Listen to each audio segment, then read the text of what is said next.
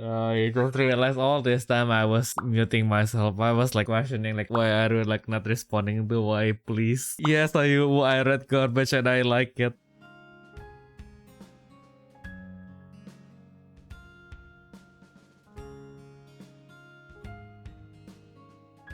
Hello everyone and welcome back to the Refresh Step where you recover yourself for the main step. I'm yours for today, tomorrow and the foreseeable future, Theodore Lu.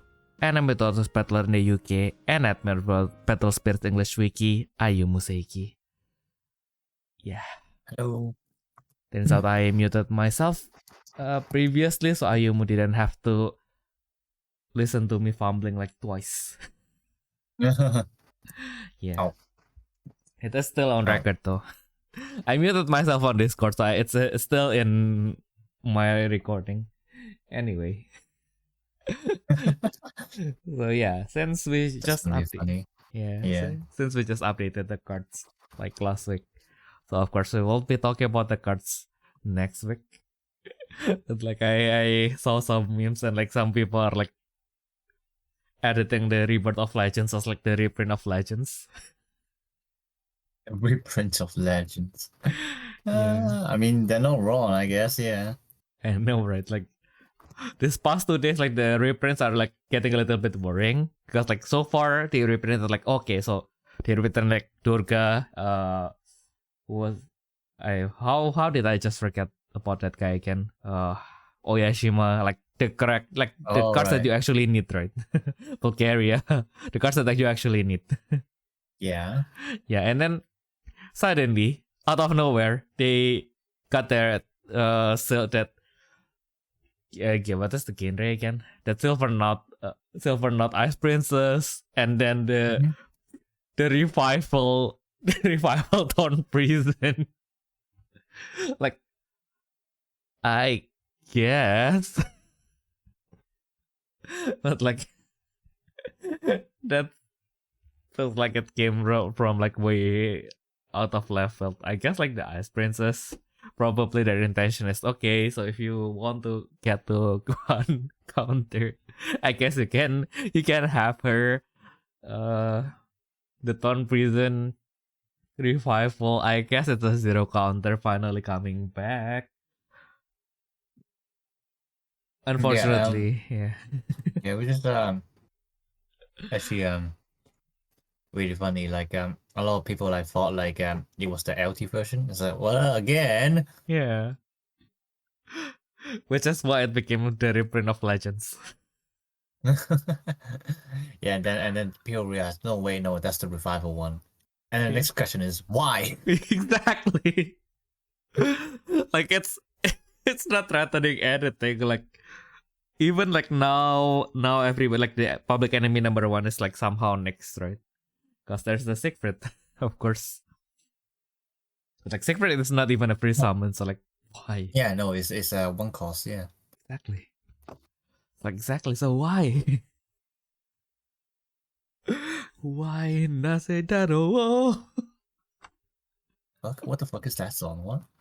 It's from one of the either Tiga or like Gaia. I forgot which one. I only remember that because it was still on TV, so it's going to be either Gaia or Tiga. Because I think like after that they don't get like the Ultraman license anymore. Oh, then it's probably Gaia then, because I don't think Tiga has that song. Yeah, then Gaia. Tiga is gonna take me higher. Oh yeah, also it's an ending song, I think. Oh, never mind then. I don't remember the ending songs. Yeah, but yeah, Take Me Higher is like such a it's a class. It's such a classic. We got like a Cantonese version as well. So that's super nice.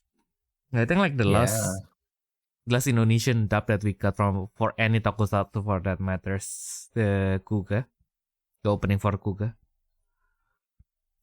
Okay. Yeah, and I feel like sometimes like you see like people say that like the 90s kids are like looking at the 90s like with rose-tinted glasses, right? And like it never really hits me like haha. It's I mean like our childhood is actually factually better, right? And then like And then I was like the Kuga song, like in my head it was like way more epic.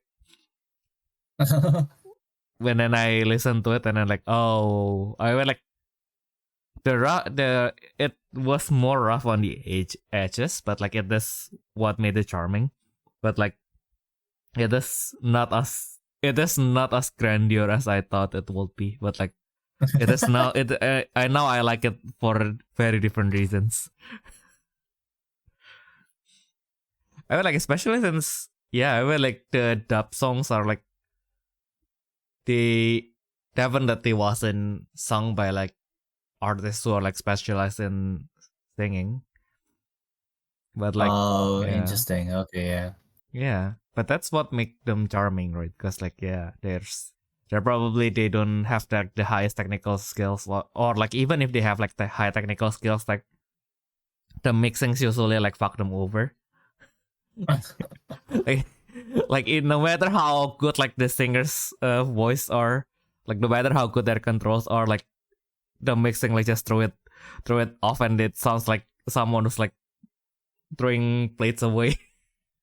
Like it sounds like it's I feel like it's a kind of like an idiom in Indonesian, like when you say something sounds kind of like crispy, you say like it sounds like breaking plates basically. Like oh, that's a nice idiom. Yeah, I know, right? Like it sounded like it sometimes sounded like very crispy. I don't know if it's actually because of the mixing or because like people are uploading them from like, I mean like it's in the 90s, right? So like the recordings will not be high quality, and I don't think like anyone could have gotten their hands on like the original like recording, right? Like no matter where they get it, it's probably going to be slightly lower quality. But yeah, that's what made like the old media sometimes charming, right? Because now everything is just you expect things to be quote unquote good, right? True. Yeah. Yeah. Especially like the opening and the ending music that we use for this podcast, even like they are all free. They are all available to use for free, and they are damn nice. And nice. Yeah, credit to the creators, of course, but yeah. Well, you gotta mention who's the creators. Let's see, I also forgot. I always use the. Or else it's just gonna be like those sites where like just like steal people's stuff, like correct this to the creators. Yeah, who? Yeah, I. Oh, yeah. Oh, I got me there. Yeah, because like I do like because like at this point like I've used it so many times in the podcast that I just basically use previous description, and then I just everything is like all the same. So like we have two songs that we used for the opening, which is HIRAHIRA. It is made by Mobi Sound Do. And then the ending is Waiting for You by Kei Morimoto. Nice. Yeah, they really make nice songs. Actually, like one of my favorite like artists on Dova Syndrome is like his account name is Sharo. But like he was also they were also like one of the most famous artists on Dova Syndrome. So like if you listen to one, you definitely have heard that. Like you listen to any of their songs, any of their music, and you'll definitely have heard them in a Japanese YouTube video somewhere, or like a Japanese adjacent video. Because like they are that nice, so like everybody's like using them, and then like one day, like of course like we are also using them, but like one day I got a copyright claim for it, like, but that's also like we never know whether it's actually like the creator themselves or like like they like I didn't really look too much into it, so it might not be true. But like there was a period of time where they said that there are like malevolent actors basically who like basically like pick up musics that are not yet registered with YouTube, and then they registered the song before the creator's death, and then they basically like copyright claim everyone who uses that song. Bruh. I know, right? Yeah, I think actually someone tried to copyright how do I describe that? You know how people like use Toho characters and then like sometimes they just have like a blob of head. Yeah. Someone tried to copyright that specific art style of head of like the Toho head. Oh. And obviously they failed, but like it was really funny and really ridiculous, obviously. Yeah, that happens all the time. Like one of like there is like also like one YouTuber who focuses on like making video essays.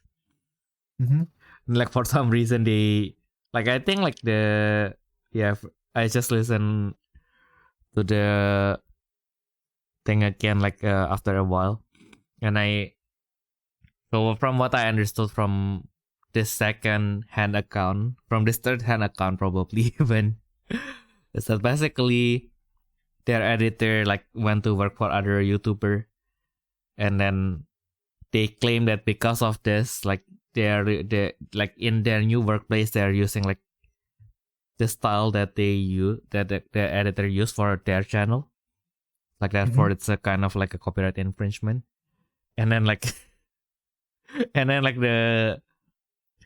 the bigger channel that the editor now works for is a channel that specializes in law, so that's already a losing battle because like they specialize in what? Law. In law. So basically the channel is run by an actual law firm, so the owner is a lawyer. Oh, right. Yeah. So Okay. yeah, like even from there, like it's already a losing battle, and then like the editor just said like this style that you claim was yours, it was a style that they adapted from like other videos. So like yeah, then they just go ahead and claim something that has existed like way before your channel did. Wow. Exactly. Yeah.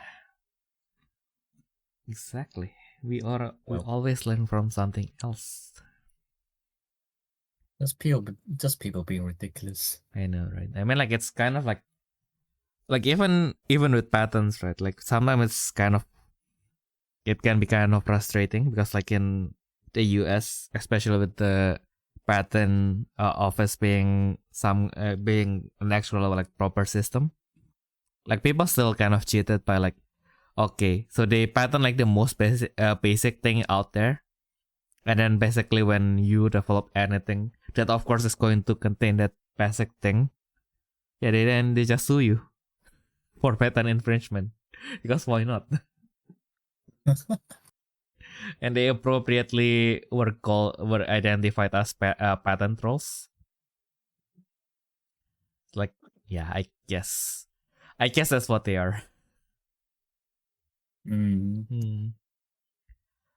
What a sad world we're living in. Indeed. And today when I was going to work, I was kind of crying. Why? Because I suddenly remembered the old book that I read as a kid, which I had a collection of comic books that they all talk about the lives of like famous people. Of course, like they highlighted like the good stuff, right? Like we all know that all famous people have some quirks. Maybe we all sung praises for them because they did something really good, but we forget that people are not one-dimensional. Sometimes when people are really good, they usually have something inside the closet, right? Yeah, true. Yeah. Yeah. That or like their good intentions doesn't really translate to actual like good thing. Because like like lots of people like criticize like people like Mother Teresa because like what she did is good, but like she's basically like making people like dependent on her, which is probably objectively not good. But yeah, I mean like we are talking about like people who from like 50, 100 years ago with sometimes with our view of like the modern world where okay, so now we have all these infrastructures, so we can like we all have this infrastructure and more people like in the middle class and everything. So like yeah, we can actually say like we can probably say that like in modern times it will be more productive to like give people the means to get out of poverty instead of like just giving them handouts. But like but like is it like as available like in like 50 100 years ago? Like we can tell from like limited amount from like records, but like is it though? I don't know. I just wanted to use that as an example, but I haven't really read that much into it either, so I will stop. But yeah, just a food for thought. Just a food for thought. But yeah, the one that made me cry is actually this guy called Admiral Cheng He. Okay. Or like how we call him in Indonesian, Cheng Ho.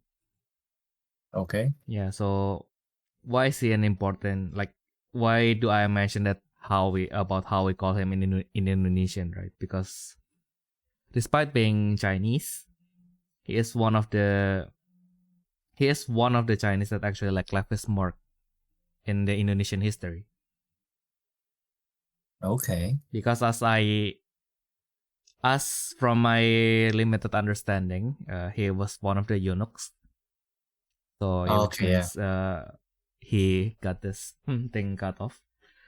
But he was like part of like the minority Muslim population of China.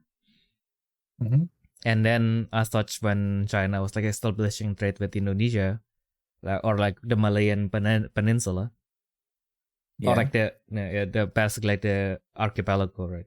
The whole archipelago, the Nusantara archipelago.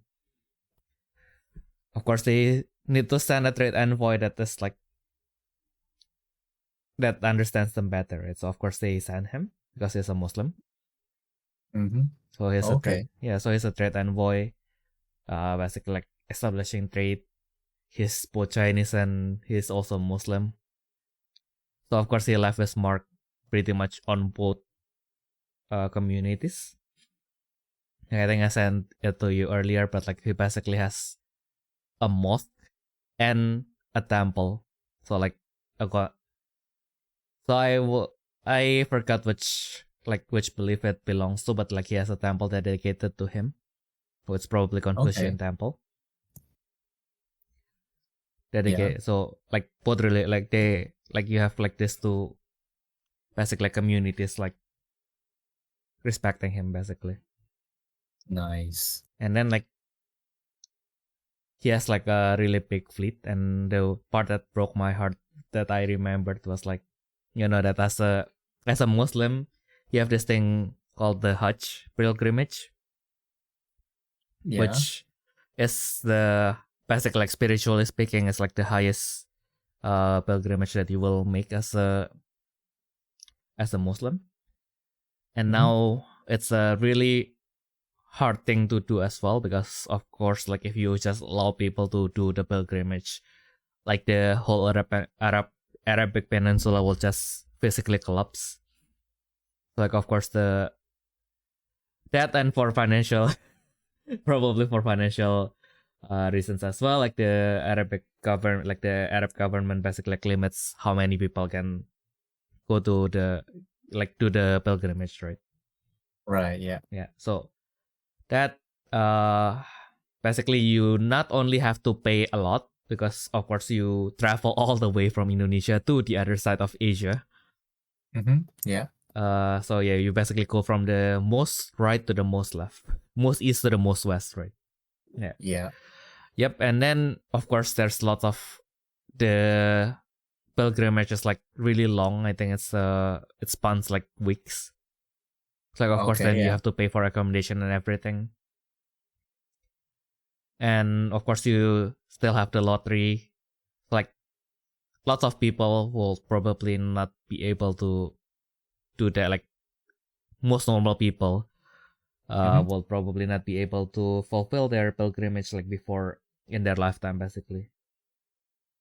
Because they both had to have the financial means and also the, well, quote unquote, the luck to get a quota, which is also like the sad thing is that lots of people got scammed.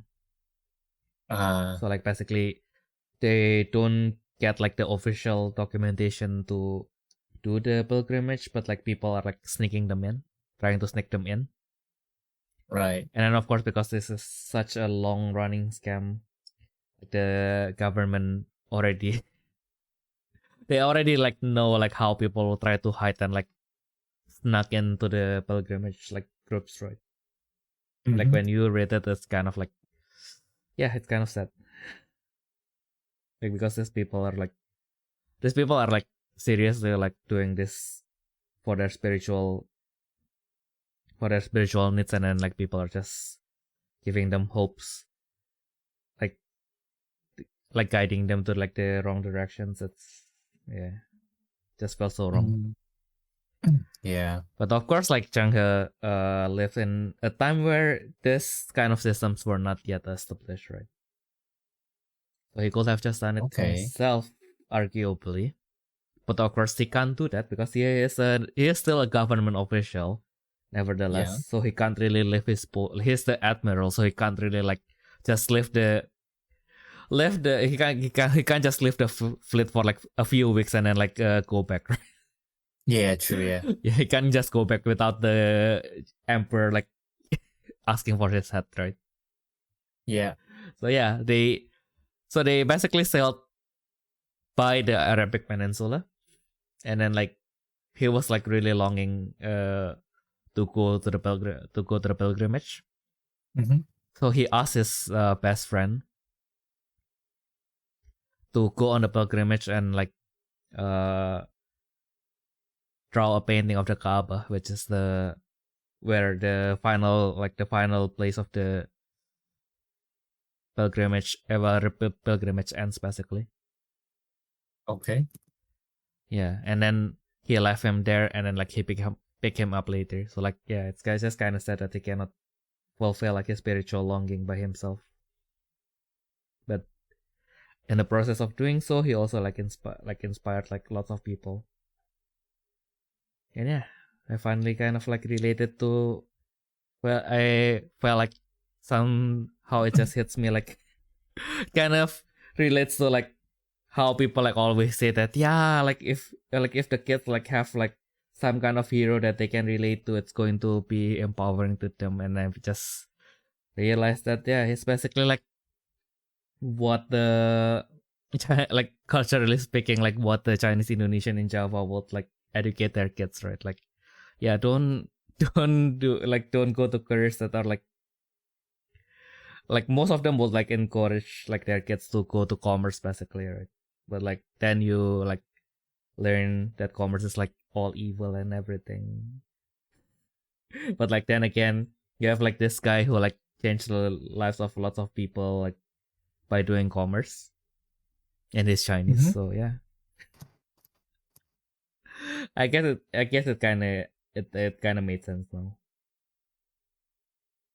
Not that it justifies like just shoehorning like these figures to stories, but yeah, at least I can relate to why it can be empowering. Yeah, just some random thoughts. Just some random thoughts that it's some cool random thoughts. Yeah, just like I don't know how I should respond. Good for you. I guess yeah. It was a rainy day today, and the matches of the like yeah. I felt like I've wrote this somewhere before, but like I was this as always. I don't think I need to explain that this is sarcasm, but I am so thoroughly impressed by the ingenuity of the German railways and their precision in their engineering that they don't allow any tiny variable, such as rain, to get in the way of their calculations. Yeah, so it rained a little bit today. And yeah, I went to work. Most of my all the trains that are supposed to like get me to work on time just disappeared, and then one of them came, and then I got into the train, and then of course they made an unplanned stop. Okay, fine. It's fine. I am only like 10 minutes late. It's fine. And then I went to work. I finished work. I had my employee lunch. Okay, now I have to go to Dortmund for my German lesson. So yeah, my German lesson is at 18:30. Yeah. I left my workplace at 17 o'clock, and it should take me roughly 45 minutes to go from Oberhausen, where I work, to Dortmund. Mm-hmm. And of course, I reached the Oberhausen main station, and then all trains oh wait, no, it's not even that. So my bus got delayed. Okay. So the train that I cannot take the train that I was supposed to take. But no worries, right? Because like the next trains are going to come in like 15 minutes. So like with my original train, I will get there like 18. So I have like a half an hour to kind of like adjust myself around. So like with the 15 minutes, if I just wait 15 minutes, then I will still. The only thing that got diminished is my free time, right? I will still get to class on time. Yeah. And then of course everything got delayed. Can go German. Yeah, go Germany. Go German Railways. Go BMW. My god, I felt dirty. Like when I went to Munich, I went to the BMW museum, which is closed by the way. They have kind of like a BMW world, which is like not really a museum. It's just basically like a showcase that you can walk around. There are some interactive things there, but mostly just to showcase like, oh yeah, this is the newest Rolls Royce and everything. Mm-hmm. But like, yeah, that one is open to the public. I went there. It's quite cool. I wanted to go to the actual museum. It was closed, but yeah, but I still think overall it's still kind of cool. But now I feel dirty. I forgot all this, like the conspiracy theory is that like, yeah, why German train is just like borderline unbearable, right? It's like 60. I think like someone made the calculation and it's like the reliability is like 60% or something. And if I were to compare like the German railway system to the Indonesian railway system, it's like not even close. The German public transport still beats us like by a light year for now. But yeah, gosh, I feel like at this space, with the conspiracy theory being like the car industry like funding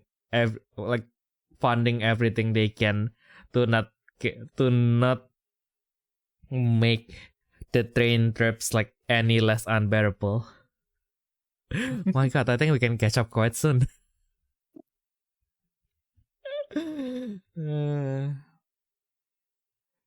And if they make it any less unbearable, that is, oh shit. Yeah, if they make it any less unbearable, then people have no reasons to go buy a car. That's why you can go 120 on the autobahn and not really on the ICE. That's kind of fucked up. Like you can go 140 on your car, and you take like the high speed train, and it's going to be also 140. This is not supposed to be like ICE was. I think like performance wise, like theoretically speaking, like ICE is supposed to be like as fast as the Shinkansen, right? But like it can never reach that speed because like one, for some reason they don't have like dedicated tracks. It's like they have to go through the convention, like the normal train tracks, so they cannot go like as fast as like if they go that fast, like it will like literally like just break everything. And then like yeah, and then also because of that, like it also like ruins like lots of like the local trains schedule because then you share the tracks with like trains that will like stop for like 2 minutes on the station, and then like sometimes it delays things by like a few seconds, and it just adds up. When you have like 200 trains like passing by your main station, it just adds up. Gosh. Yeah, maybe one day. Maybe one day. I hope like Germany won't like leave us in the dust again. I know that our speed in catching up is also not that stellar.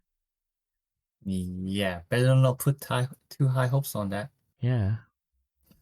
But like yeah, it will be fun if like Indonesian railways like kind of get caught up with like the German railways like in within my lifetime.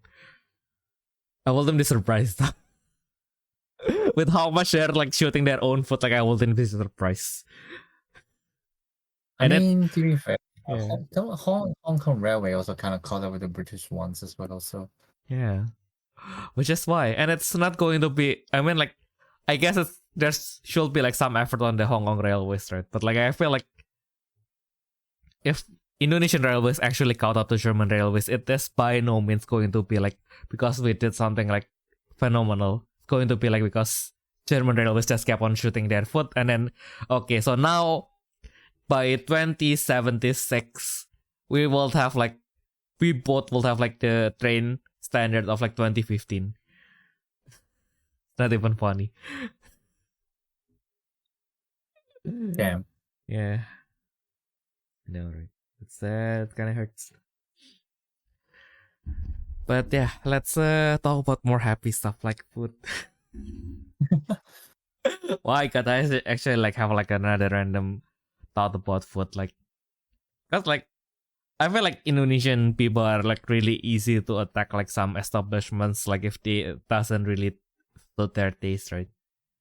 Especially if it's abroad, like they say like, yeah, this establishment doesn't really have like the authentic taste. Like it doesn't really just concern the place I'm working in. It's just like in general, because they all think that the taste that they have in their head is like the authentic one. But then you go back but then I think like you should be. Do you think like this is actually also true in Hong Kong, that you would have a friend who live like in the other side of the country or the other side of the island, and then they will say, yeah, this jajangmyeon, it's like really bomb, like you should try it, and then you go there and then you try it, and then it's like, yeah, I mean like it's good, but like it's not more special than the one near your house. Like if anything, the one near your house is way better. But then you brought him there, and then like he said like the same thing. I actually never experienced that. No. Ah, okay. Yeah, just like I mean, we have cases where like obviously you got online reviews just saying, oh my god, this restaurant is so good, and then you go there like yeah, that kind of thing. Yeah, it's like you don't understand why people were lying for that kind of stuff. Yeah. But like not with a friend, no. I mean, to be fair, I think like Hong Kong is a bit too small to actually like have that kind of differences anyway. But yeah, I feel like yeah, I do experience that with a British lad. Yay! Yeah. He basically told me so like how he thinks that like there's like a chain a chained restaurant in Britain called Yo-Yo Noodles. Okay. Yeah, and then he told me that he thinks like the Yo-Yo noodles are like the best noodles in the world, and I told him, "Mate, are you really saying that in front of an Asian?" An East Asian, no less. Yeah, exactly. A West Asian maybe, but an East Asian. Yeah, I was like, have you tried anything in Chinatown yet? And then like, I mean, I literally told him like, you know what? I don't really like to recommend you that place because I used to work there, but you know, like, go to this restaurant, try that one out, and though there's one that's still gonna be better than Yo-Yo Noodles. And then I don't know if he tried it out yet, but like I gave him like the names of like the food, and then like he can just like show it to the waiters if you wanna take that. And then like and I was like, I also told him, you know what? I can tell you, like, even the instant noodles back in East Asia is gonna be way better than whatever you're eating here. Yo. And I'm gonna go back to Hong Kong, buy those instant noodles and give it to you. You know like how dare he call Yo-Yo noodles the best noodles in the world? Absolute cinema. Like yo, because like I mean, to be fair, we're not even like close friends, but like I mean, we're kind of like on like very good terms, you know. We met from like the Wise Force locals basically, and actually we're going on to a 3-on-3 in Manchester at the end of August. Yeah. But like I told him like if there's one thing we're going to disagree for all our lives, it's gonna be this one. Imagine if next time he brought you to his favorite Japanese restaurant, it's just Yo Sushi. Oh my god. Or wagawama. Bro, oh my god, don't even tell me about that. Like you still remember how my ex is half Japanese. Yeah. And she said Yo Sushi is good.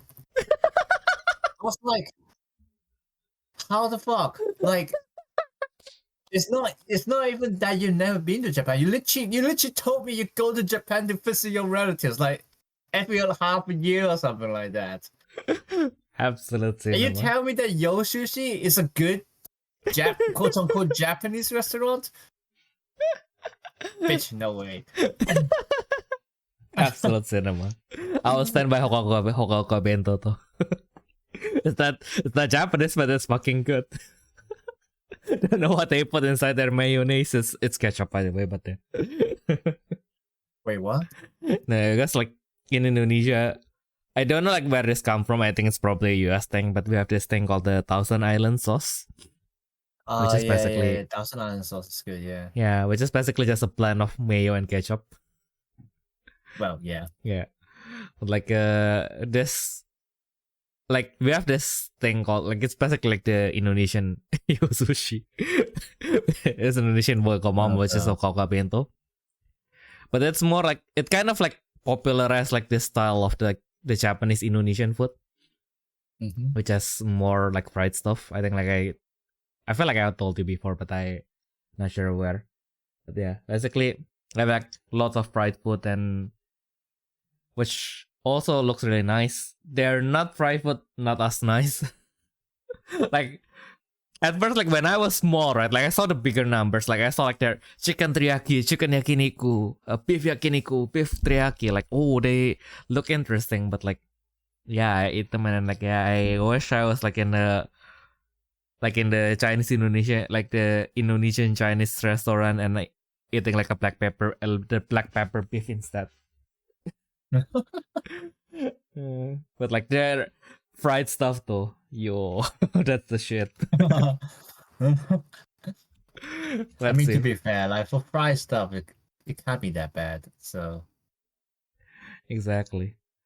Wait, can I load that up? This one is from Instagram. That's cringe. Oh my god, I just read that the ear which I don't want to open someone's post. Okay, so I guess like this is close enough.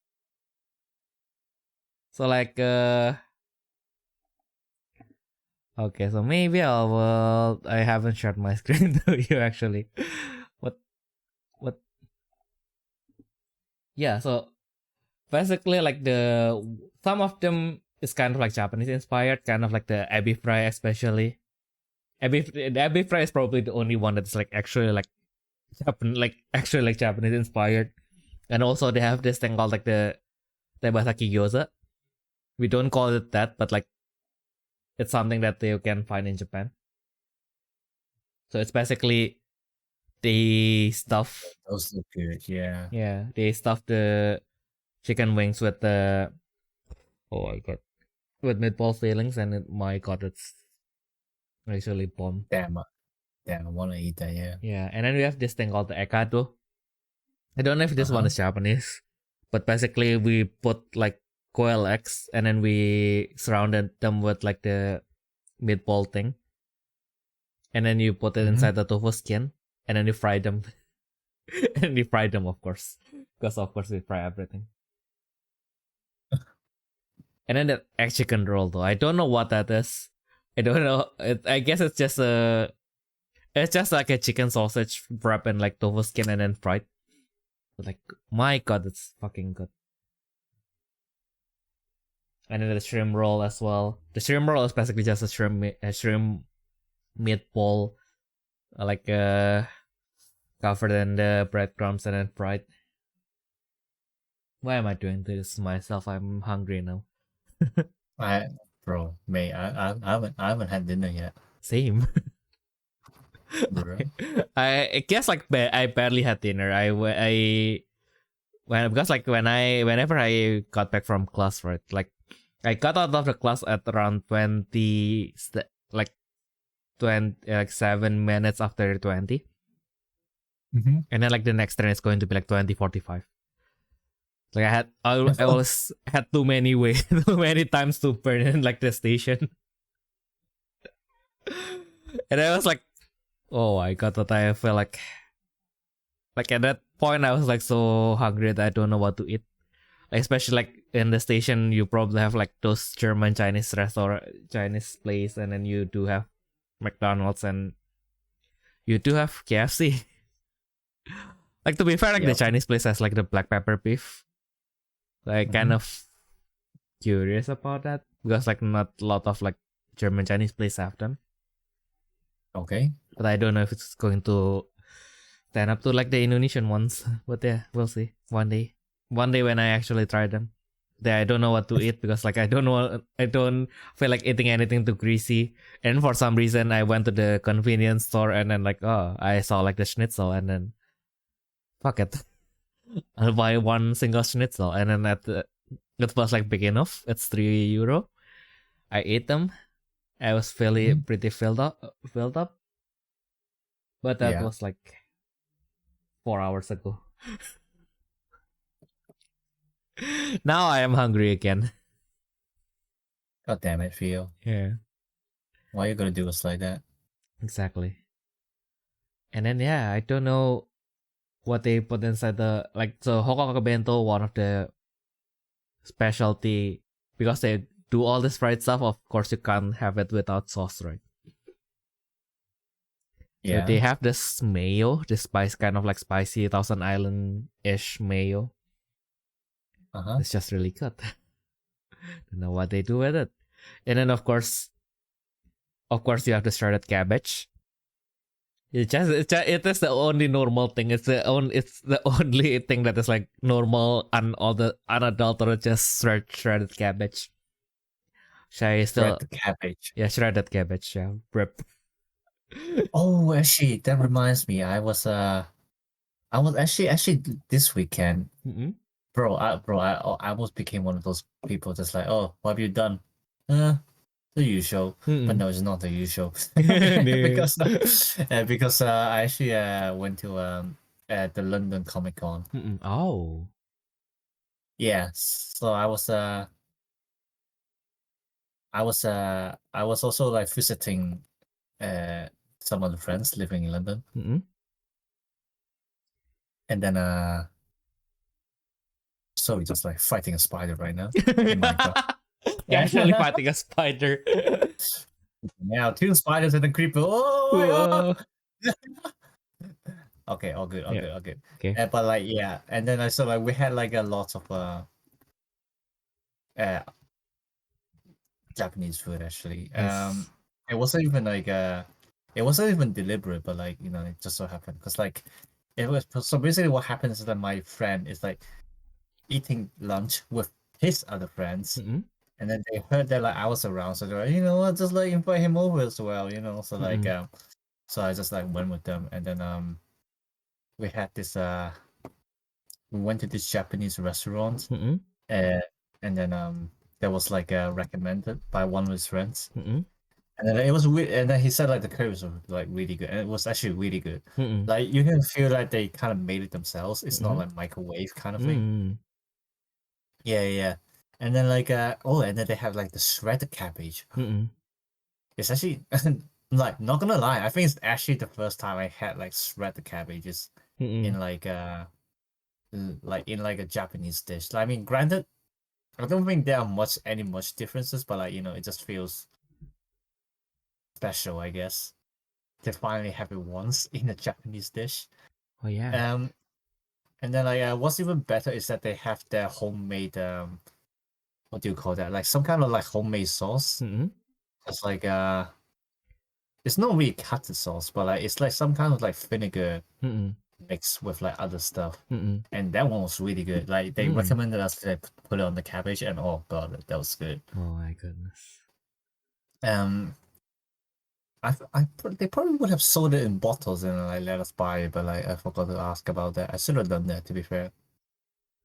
Oh, Well, not that like Mm. I have that much money right now anyway after going to the Comic Con. Oh my god. Yeah. Yep. What is it? No. You can continue first. Well, like yeah, and then like actually like the because like I ordered like the pork katsu. Mm-mm. So it's like but there's like a twist to it. So Mm-mm. they had 2 options. So one of them was that you can so it's so you got like the normal pork basically, and then but like you also have you can add 5 pounds to like get this special kind that's like Spanish pork kind of thing. Oh, Iberico pork. I can't remember. Yeah, Iberico. Yeah, exactly, Iberico. Yeah. And it's so I ordered that because I want to know what's the difference. And then like basically the difference is like less fat. So like it's more meat intense and like less fat. I see. And then like I think like they also kind of required to be like what is it like they probably had to like cook it longer as well. So like the meat is actually a bit more tough. And like honestly, like I mean they were still good. Like especially like the curry was still good, but like it was not worth the 5 pounds. Yeah. Probably not. The moment. Yeah. I would have preferred like the normal one because like I like it more fat as well. Yeah. The moment you say last part, I was like, oh my god, no. That's a trap. And I mean, like that's also why like people say like technically speaking, if you like eat the lean pork, it's going to be like healthier than eating beef, right? Like yeah, because like you're basically eating but cardboard. You're eating out anyway. Are you really gonna eat healthy for that?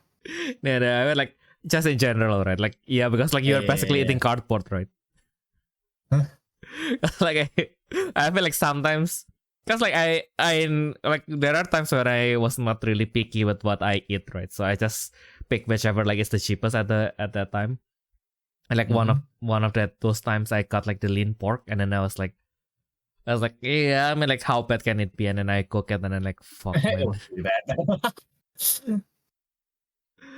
Yeah, I will like I was like going to cook it in oil. I'm going to put on seasonings. Like how bad? Oh my god.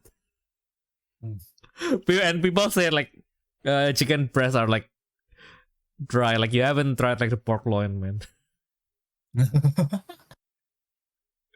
Yeah, pork loin is like weird. Yeah, I know, right? Like, but alas, is like what you need when you're poor. Yeah, I know, right? Like people in Indonesia, like well, not in Indonesia in general, like people in Java, like really like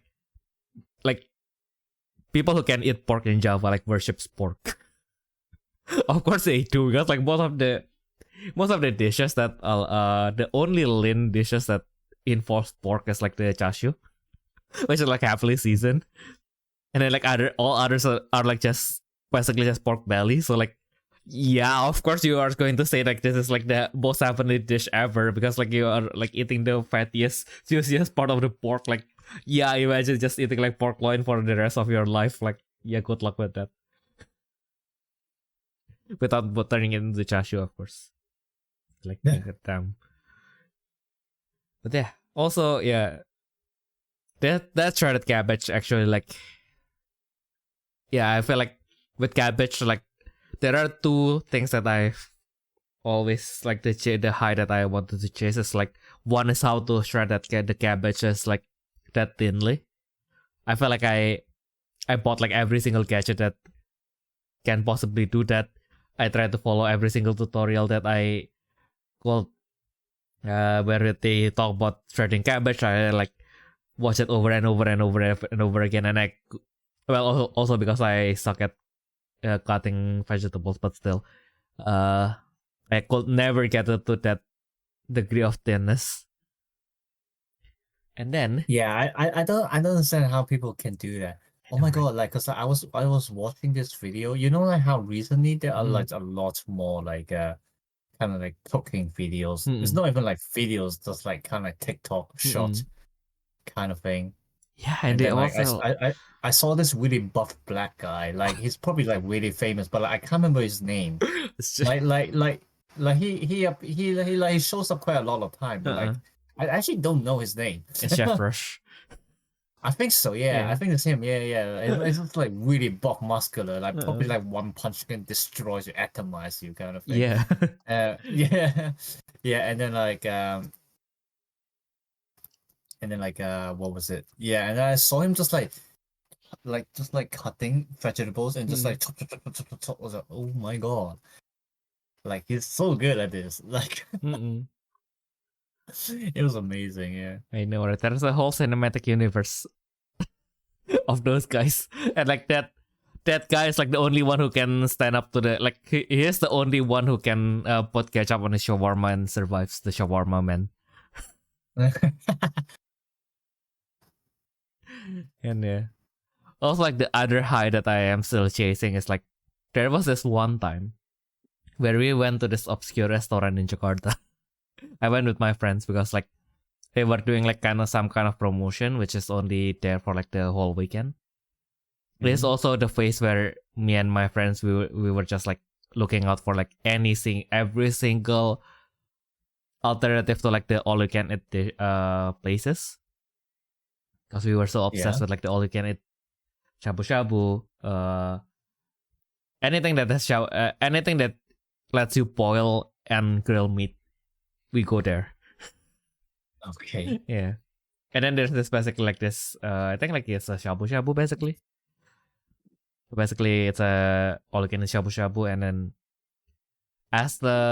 because my friends are like coming late, so I went there first, and then like the review said like the staff are unfriendly and so, but like yeah, I mean like I came there and the restaurant is empty, and it's yeah, I guess that's, even if people are demanding like anything, like I guess like that's why the staff are probably going to be a little bit on edge. But like anyway, I came there and then they gave me an appetizer. Like I don't know like which part of the thing are all you can eat. Like at least the meat we know that it will be. And then they brought me like the appetizer, which is a bowl of like seasoned cabbage. Damn. My god, that was the seasoned cabbage are good. That was the best cabbage I ever had in my life. I always try to how to say like chase that high again. I never go. It's a Japanese restaurant, right? So like there should be like a Japanese recipe for this somewhere, but like I tried to look for recipe that looks similar because I forgot the name. And I think like they translated the name to Indonesian anyway, so like I can't. I think they just call it the pirikara cabbage. Pirikara cabbage, which is just cabbage. But yeah. Okay. So Right. It's okay, yeah. I mean like it's just pirikara is just like basically just a little bit spicy, right? So like, like it can mean anything. So I just searched for pirikara cabbage on YouTube, and then like some videos came on, and then like, this looks simple enough. Basically just you basically just cut up cabbage to bite-sized pieces. You put them inside the Ziploc bag or like a Tupperware. You put on like salt, 5 spices, little bit of chili powder. Well, I mean like they are Japanese, so they don't use chili powder, but I guess chili powder works. And I think some oil as well. I mean like the oil you kind of need it to kind of like bind the powders to the leaves, right? Yeah, that's right. Yeah. So yeah, and then I tried that, and then like, like the kick is just not there. Like I mean like, granted, of course, because I use more what was it again, Sichuan pepper. Of course, like it has like the more Sichuan kick, but like, it's like there's just that. Even used MSG, by the way, so like, there's just that one thing that is just missing, when I can't really roll out what, like, how the fuck is this obscure stall on the side of the road in Jakarta like can make this cabbage that lives rent free in my head. This feels so wrong. But it was, but that. Don't know how they did that. Like the shabu shabu is just normal, by the way. The cabbage though. And yeah, I feel like it's the most obscure thing that makes you just remember them forever. Exactly right. It feels like I feel like it's also like kind of like like some people who have went to like the Michelin star restaurants, they will like forget everything about like the main dish, and then they will go back to their friends, and then when they ask them like how's the meal, like how was the Michelin star restaurant, and then they will go they will stare at their friends that in the eye. But the bread though. So like the free bread that they get with the meal is actually like left more impression to them than the actual like main meal itself, which is kind of fuck up if you think about it. You pay all this to go to this like bespoke restaurant, and then all that you remember is like the bread. Although that being said, like there's this one Turkish restaurant that my friend like really like to rave about, because he really likes the ayran, which is basically kind of like a yogurt, like a buttermilk drink. Mm-hmm. Yeah, I admit that their ayran is like way better than like all the other ayrans that I've drank so far. Okay. That being said, I only drank maybe like in 2 or 3 other restaurants, because like I went to 2 or 3 Turkish restaurants, and if I like it, I will keep on going there like whenever I want Turkish stuff, right? I never really deviated from those restaurants that I'm already familiar with. Also, one of them is like 5-10 minutes walk from my home, so like so like I don't really have the need to go to any other places, and it's like kind of decent already. And yeah, basically this place, the one that lives rent free in my head, is like this salad, man. Like, yeah, their grill stuff, their portions aren't as impressive as their steak, because they sell like 60 like 1 kilogram steak for like $60, which I haven't been able to justify to purchase, but like it just looks excessive, and like sometimes I kind of want that. But like so, and I almost bought that actually, like, but then when I when I was about to order that steak, like the waiter tried to sell me on upsell me to another steak that, yeah, so basically he said that this 1 kilogram steak that you pointed at, it's like 1 kilogram with the bone. So if you want, you can get another one that is like 10 euro more expensive, but like this is like 1 kilogram of just meat. I almost got roped in, and then I realized that maybe I shouldn't spend this much, and then I went back to my original plan of getting like the grill plater. And then like, and okay, was it worth it? Grill plater, but it was actually worth it though. Goddamn. Like, damn. Yeah, their portion doesn't look as like grandiose as like all the other Turkish places, so they kind of look small. But like, damn, they're good. And I don't know why, but I still feel like I am sufficient. I have eaten sufficiently afterwards. I didn't feel, and yeah, maybe because I really like their bread as well. But yeah, I don't know why, right? Like Turkey is probably like the anomaly for us Asians, right? Like they are Asians, but they make like really good bread. I mean, the Chinese and Japanese also make really good bread, so To some extent. Well, I mean, okay. Yeah. I mean, I suppose I haven't actually tried like a kind of like a Turkish bread kind of thing. So Yeah, and also I'm saying that Turkish bread is so good in the context of eating it as a snack on its own. Okay. Because they're like sufficiently like salted and everything. So like,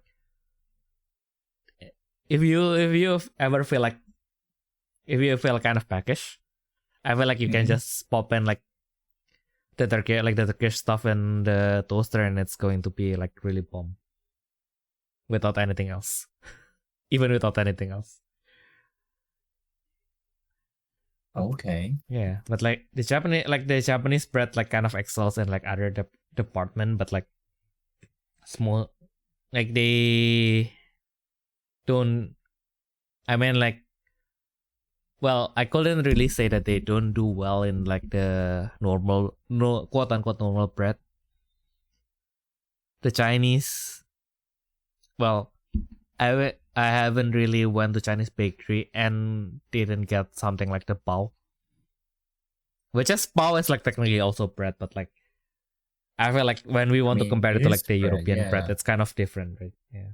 I mean, yeah, of course, yeah, but I don't know. Yeah, I don't know either. But have you tried our bao though? Your what? So like, bao is basically the bread, right? And then ba is, if I'm not wrong, is either Cantonese or Hokkien for pork. Say again? Ba. Probably Hokkien. Yeah, probably Hokkien. So basically, bao is basically like pork bun, right? Okay. But you know, as with all language being absorbed to other language, bao just means the whole like the bao with a filling, basically. Okay. So like, you see in Indonesia, where like in Java, where most of the things need to be halal, we have bao. Bao is a pretty popular snack, and it's all halal. Although, like, name wise, if you translate it like literally, it shouldn't be. Because like the name like literally says pork bun, but like you go everywhere, you wouldn't, unless you go to like the Chinese places, you wouldn't find like a bao that is actually filled with bao. The most popular is of course chicken, and then yeah, some of them like the new fillings kind of like chocolate, and then the mung bean, and then my favorite is actually black bean. Yeah, the black. Yeah, I don't know which bean they use it, but like yeah, we just call it like the black bean. But like, okay. My God, that's okay. Yeah, I think I know which one you're talking about. Yeah. Yeah, I think like one of them is just me being a kid and like, ooh, black stuff, cool.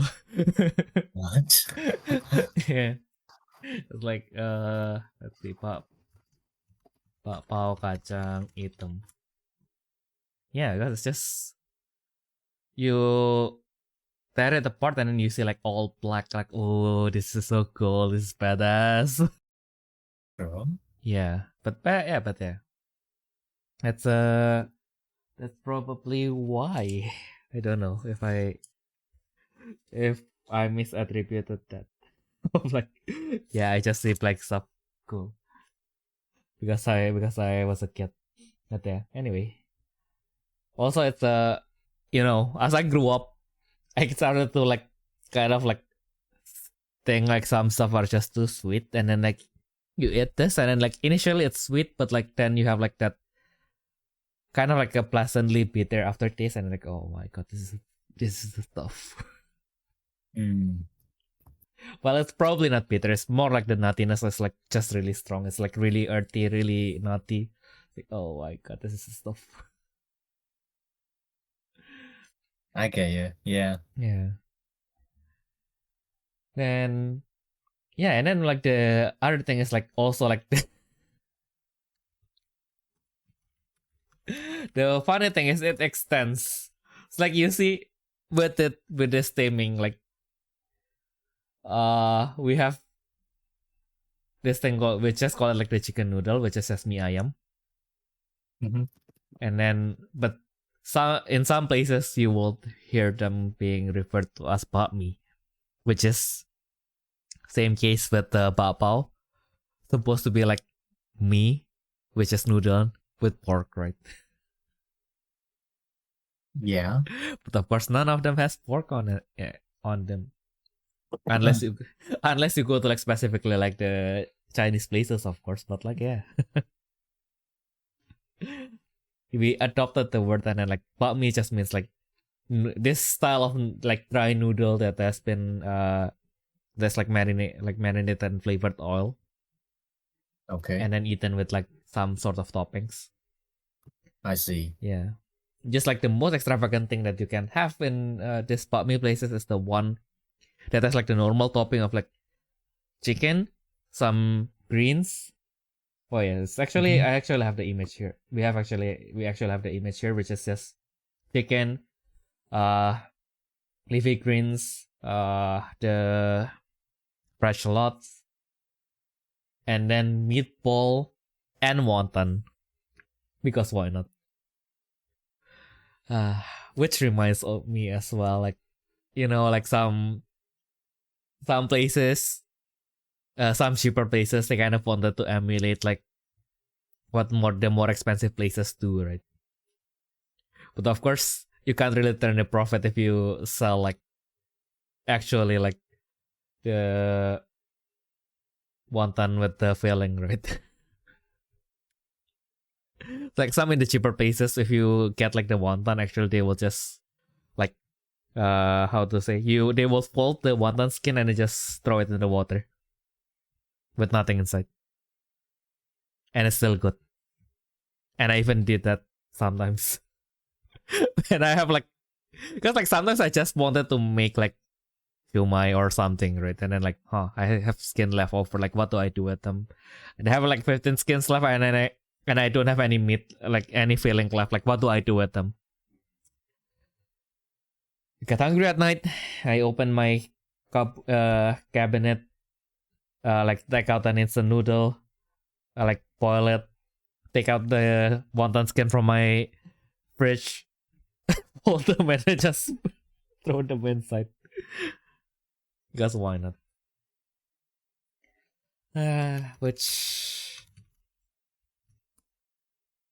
Yeah, this episode is just like a chain of like me like triggering like my craving one by one. You're triggering my craving as well. God damn it. Yeah, because like this is like the mi ujung pandang. Ujung pandang is like one of the, I think like it's one of the old name of the city of Makassar.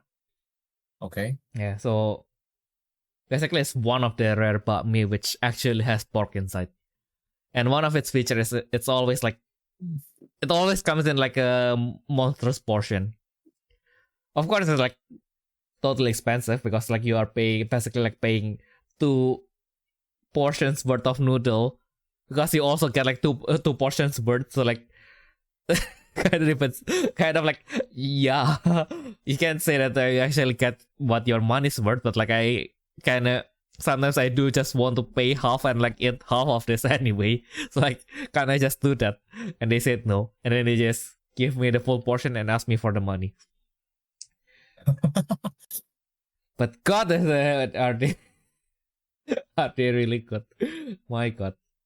And also they have like so basically it's the normal noodle slide. I think like the noodle that they use is slightly thicker and like springier than the one that we use in Java.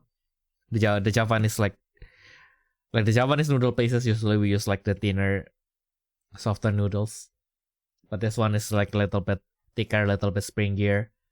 And then they do still have like the chicken, like the minced chicken and everything, but they, of course, because they have pork, they have the chashu as well. Sometimes roasted pork, sometimes boiled salted chicken. But my God, is it good? Do you have any noodles that you want to showcase actually? Now that we are in this rabbit hole. One noodles that I want to showcase. Yeah, because like I feel like, you know what, like earlier, like one of my cravings is actually, I don't know if it's probably more of like a comfort dish. But it's basically the egg and tomato soup. Okay. Yeah, so my in-law, sometimes when we go to like the Chinese place, like of course like because he has kids, right? So like my nephews and nieces, sometimes they can be a little bit picky, but they will still eat their eggs and their tomatoes. Okay, yeah. So like he asked the staff of like, yeah, can you guys like just, it's not in a menu, but can you guys just like make a soup with like just egg and tomato? And because like the staff like kind of like the Chinese staff kind of like understands, I think it's probably some sort of like not really a dish, but it's something that you just eat at home, I guess. Yeah, that's right, yeah. Yeah. But yeah, I kind of wanted that actually. Probably because I've been eating heavy stuff like recently, so I kind of just wanted something that is just egg and like salted water. Egg. Yeah. I can't be bothered to buy the tomato though. Like that's why I haven't eaten. I was like, but like I feel like I'm not in, like I went through like lots of places to get food, but I was like, yep, I'm not in mood for any of these. Should I just go to the supermarket and buy tomato and then cut them up and like eat them with like with an MSG water and egg? But I was like, yep, I can't be bothered to go to the supermarket. I was like, when I got out of class, I was like, I got so knackered. So like, I just wanted to go back to my room and put my head on the bed. Fair enough. Yeah, but maybe I'll just make the soup with the egg after this. Yeah, that would be good. Yeah, I ran out of noodles though. The bad part. No, not the noodles. Oh my God, that reminds me. Like this morning, I made myself some rice, and then I got them out. I got them out the rice cooker. I put it in my bowl, and then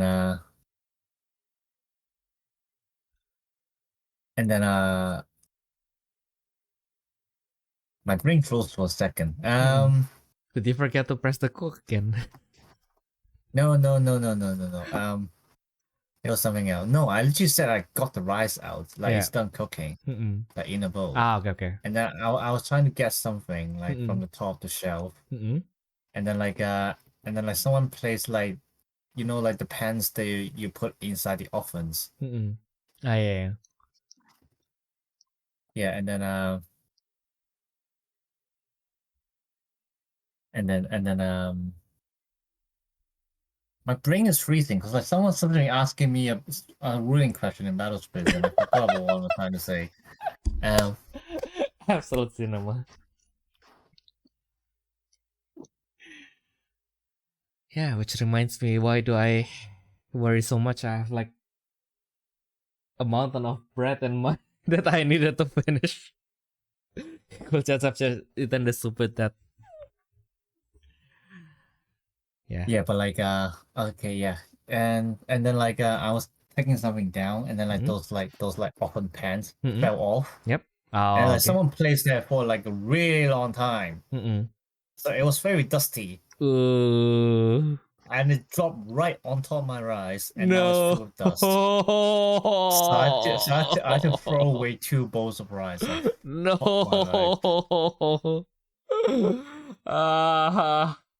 So Lester gave me physical pain. What the fuck? My ancestors are crying. I could hear them crying from their graves, like 1,000 miles away. What the fuck? Why? Why, flatmate? Why? Why did you not clean your oven pans? It's just that. I can't, man. I can't. I don't have enough words to describe how sad I am. This frustration is beyond words. May the 2 bowls of rice rest in pieces. Yeah. Yeah. Which reminds me, like, the other day, like, I asked my friend, like, yeah, what should I have for dinner? And then he just suggested this. Which is, if I translate it to English, like literally, it's called the crazy fried rice. Which is, okay, so I think I remembered the wrong thing. So first, there's this thing called the crazy rice, which is basically they just so basically you have like this stalls that sells like the fried rice, fried noodles, and fried kway teow, right? So of course they have all these accoutrements that they have for like all the other dishes. That they will just stir fry it and then like mix it with egg and cornstarch. And then they just put it on top of the rice as a kind of like a sauce. And then the crazy fried rice is basically the same, but as a fried rice. So basically they just put on every single thing that they have in their stall to the wok and then fry them with the rice. It is usually the most expensive thing on the menu, and it's mostly going to be overkill. But yeah, it is nice.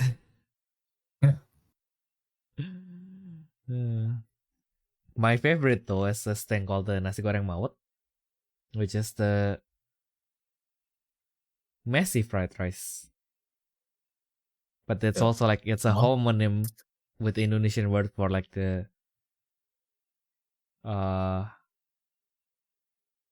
mortality. Is it which one is more grim? Is it mortality or death? Maut menjelang. I don't get what you're talking about. Yeah, I was like basically wait, I will just trust Google Translate on this one. Indonesian maut. Yeah, it's death. Death. Why do I struggle to say death? Death. Yeah, basically this, as you can see on your screen right now, if you saw my screen, it's a nasi goreng mawat, which means messy, which is basically just means it's a fried rice that is fried together with some noodles. And my god, it's actually you won't think it will then like contribute to anything, but yeah, it's basically just a texture thing. It's going to be good because like individually the restaurants will do them well.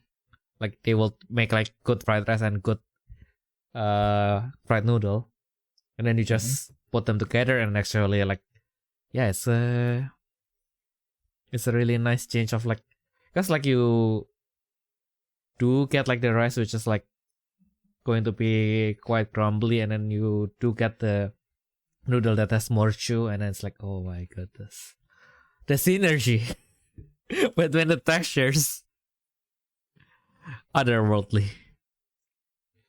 But you see like the mawot, if you take out the W, mouth is basically our word for death, the inevitably of human mortality, basically. Yeah, so it's a death fried rice. Death. How do you... Why do I struggle to say that very basic word? It's deadly.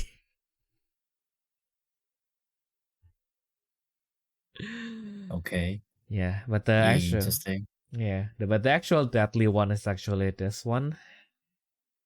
Which is... good thing that we have been an hour in the podcast, because this, when translated directly to English, it's called the fuck you fried rice. It's a fuck fried rice. What? Yeah, the fuck. F-U-C-K. Because it's Okay. It's not even Indonesian, it's the local dialect in the East Java, which is Jancok, which means literally in English is to fuck.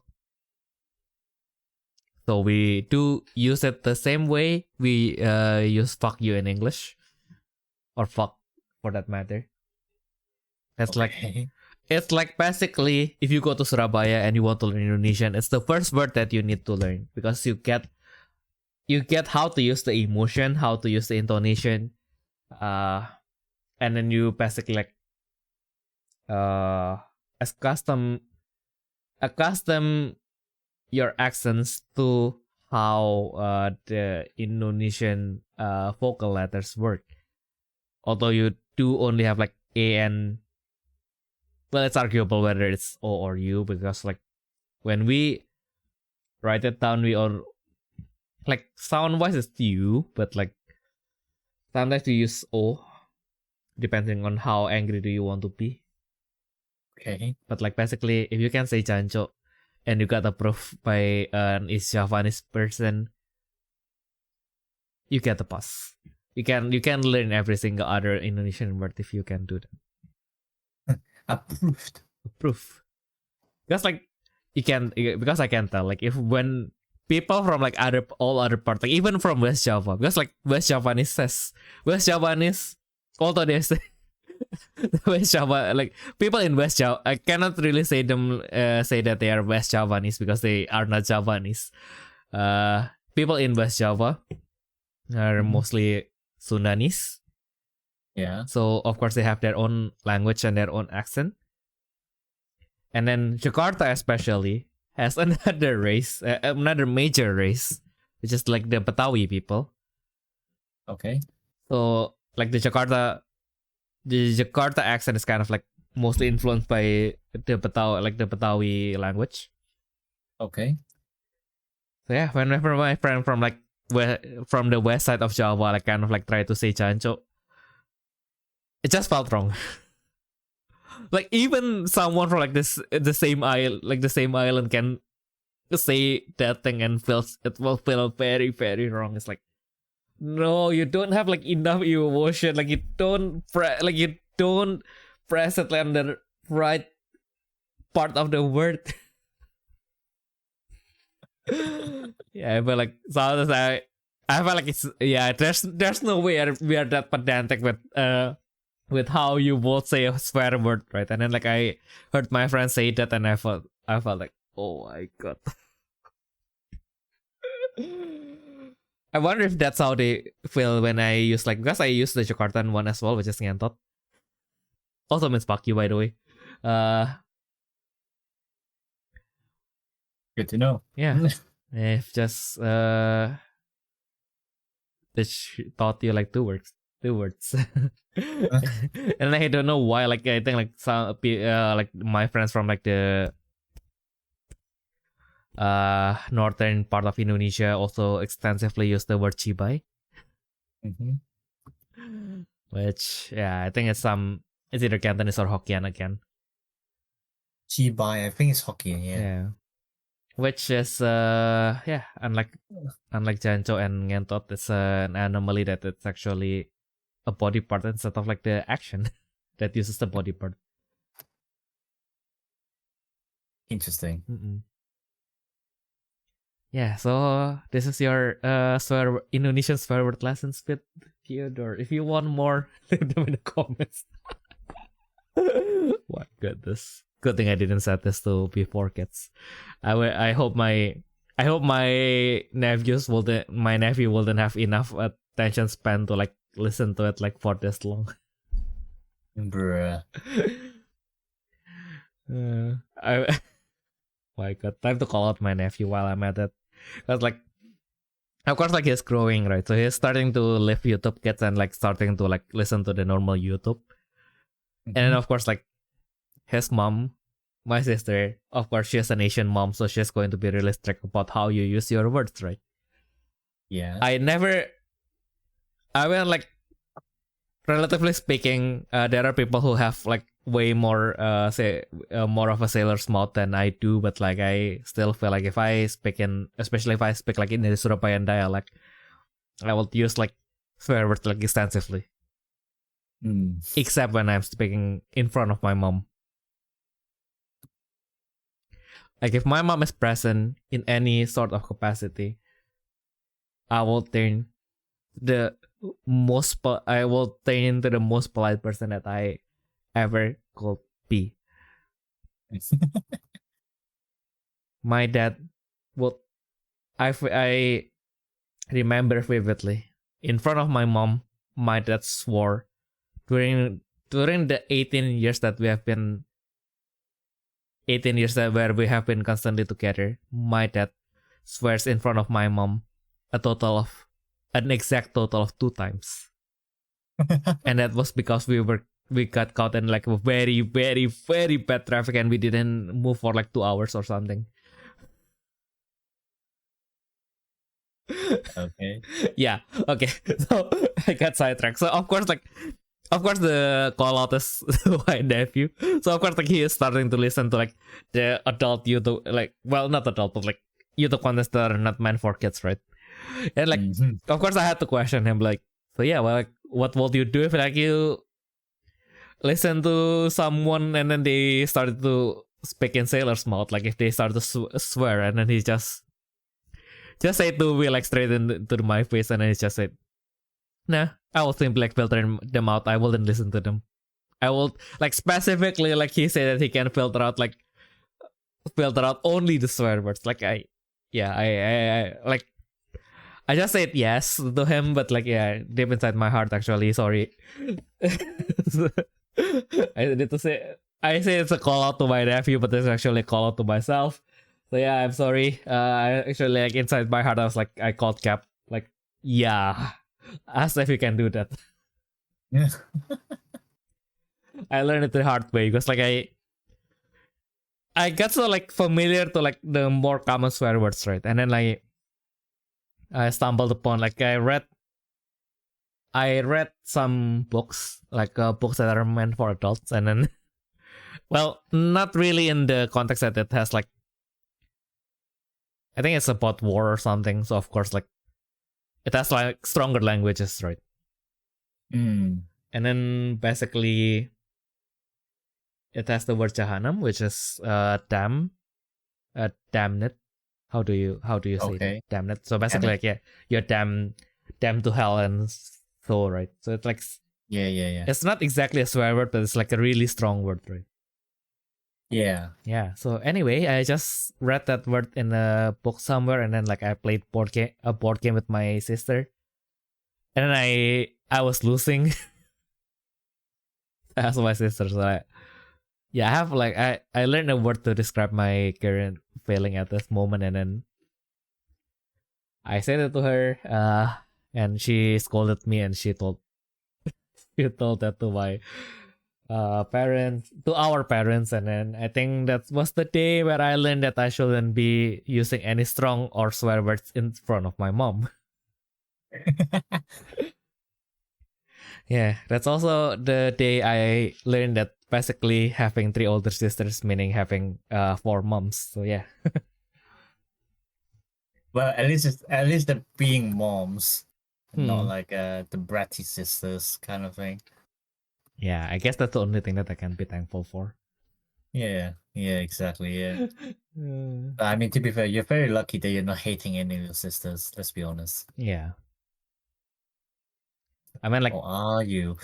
Yeah, I mean, like, of course we argue, but like, it's not like we never argue, but at least it never came to the point where like, I don't want to see your face anymore. Yeah, exactly. Yeah, that's what I mean. Yeah. I mean, I argue with my little brother as well. Not now, but like back then. Yeah. We don't do that now. Like, I think I suppose it depends, but like both me and my brother just like really chill in general. Yeah. Like my it's like I don't know if I mentioned this before, but like my relationship with my little brother is not me tolerating him, it's him tolerating me. Yes. Yeah, for me it's all. Well, I mean, it's kind of in reverse. Like it used to be me tolerating him, obviously, because like he's younger, but now it's him tolerating me, because I'm kind of like acting as like the more childish one. I guess. You know, like when I like the clingy one as well. So like when I see that, I just go hug you, like, yeah. and then it just like stands there with like a blank face. Like it's like, oh god, that's like... Oh my goodness. The blank stare, that blank stare. Yeah, it's the blank stare. Yeah, I mean, like for me, it's also like it's going to be bound. We are bound to argue because like with my youngest with my youngest older sister, like even with my youngest older sister, we're like 6 years apart. Yeah. So like the environment that we grew up in is like completely different. we all have like the very different career choices. And then also like we're all of my sister has a master degree, at least my second sister has a PhD. Damn. So like we are all, and I have my master's degree myself, so like we are all people who are like really confident with what like we have confidence that we are right to some extent, right? Okay, yeah. Yeah. So yeah, that is bound to like open a room for arguments here and there. Fair enough. Yeah. Also, I'm me and my brother's more like, you know, I know he's good at math. He knows I'm good at English. So like, you know, we don't argue about those stuff. We just listen to each other. Oh yeah. For me and my sisters, like we are all like somewhat all our careers are like somewhat connected to math, with the goal of like not dealing with math anymore. Yeah, because like my first sister has a bachelor's degree in mathematics, and a master's degree is in education management, if I'm not wrong. Okay. Yeah. So my so actually similar to what my little brother's going for right now. Actually, so he's going to open a school. Well, not open the school, but like at least he's gonna be a teacher. Yeah. Yeah. Like so currently it's just like last year of like undergraduate. Oh, nice. And it's like planning to like get like a teacher degree after this. Oh yeah, you need that here. Yes. Yeah, my second sister just put every single stats in computer science. Okay. And then my third sister haven't took her masters. But but she has like a bachelor's in information systems.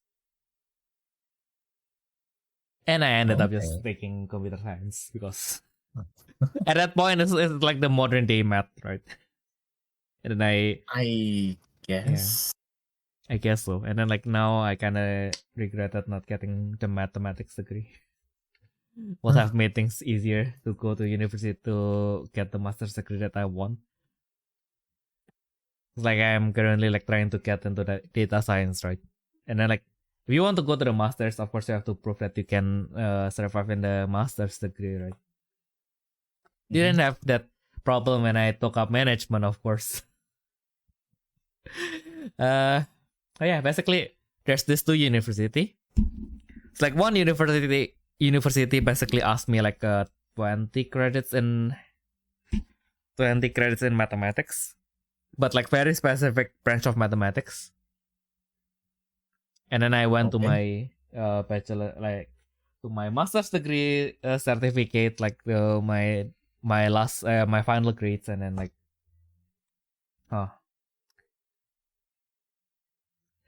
I have like, because my degree was some sort of like IT project management.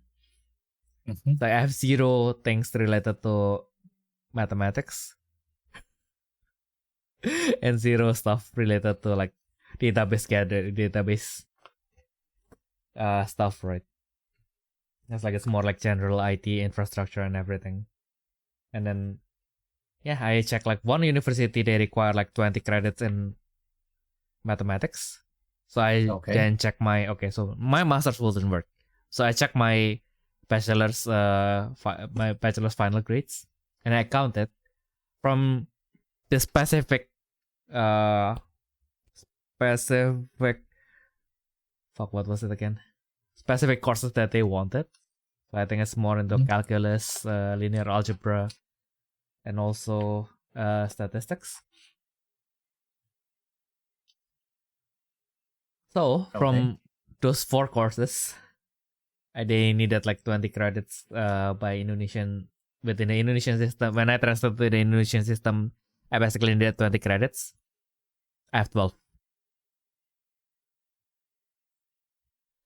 Okay, so that didn't work. Exactly. So basically, if every single, because like I only get like 2 credits for like the statistics and like 2 credits for like the linear algebra. The calculus I have 8, so like that's not a problem. But like the other 2, they are only 2 each, so like okay, that's kind of weak. I did have like some other mathematic courses as well. So if I added everything, it totals to 20. But like the problem is I don't know whether the other 8 credits like actually belongs to one of these 3 branches. Because if they did, then I can proceed with the application. Otherwise, I'm just wasting 75 euros for nothing. Yeah. And then like the other university requires you to have like 20 credits on database accessing, basically. Like basically gathering stuff from gathering and analyzing data, basically.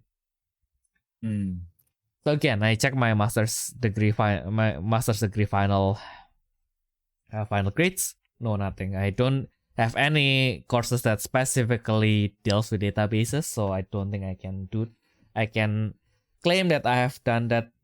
Although I guess I can argue that some of them is kind of like gathering data from like because some of them deals with IoT, so I guess that kind of like gathering data. So maybe I can pass them off as such. Otherwise, I'll be wasting 75 euro. So okay. So again, I deferred to my bachelor's degree final grades. Like, okay, can we make this work? And then I look at the first column. I've taken the introduction to databases. It has 4 credits. I need 20. So it's a good start, right? And then I look at the subsequent columns.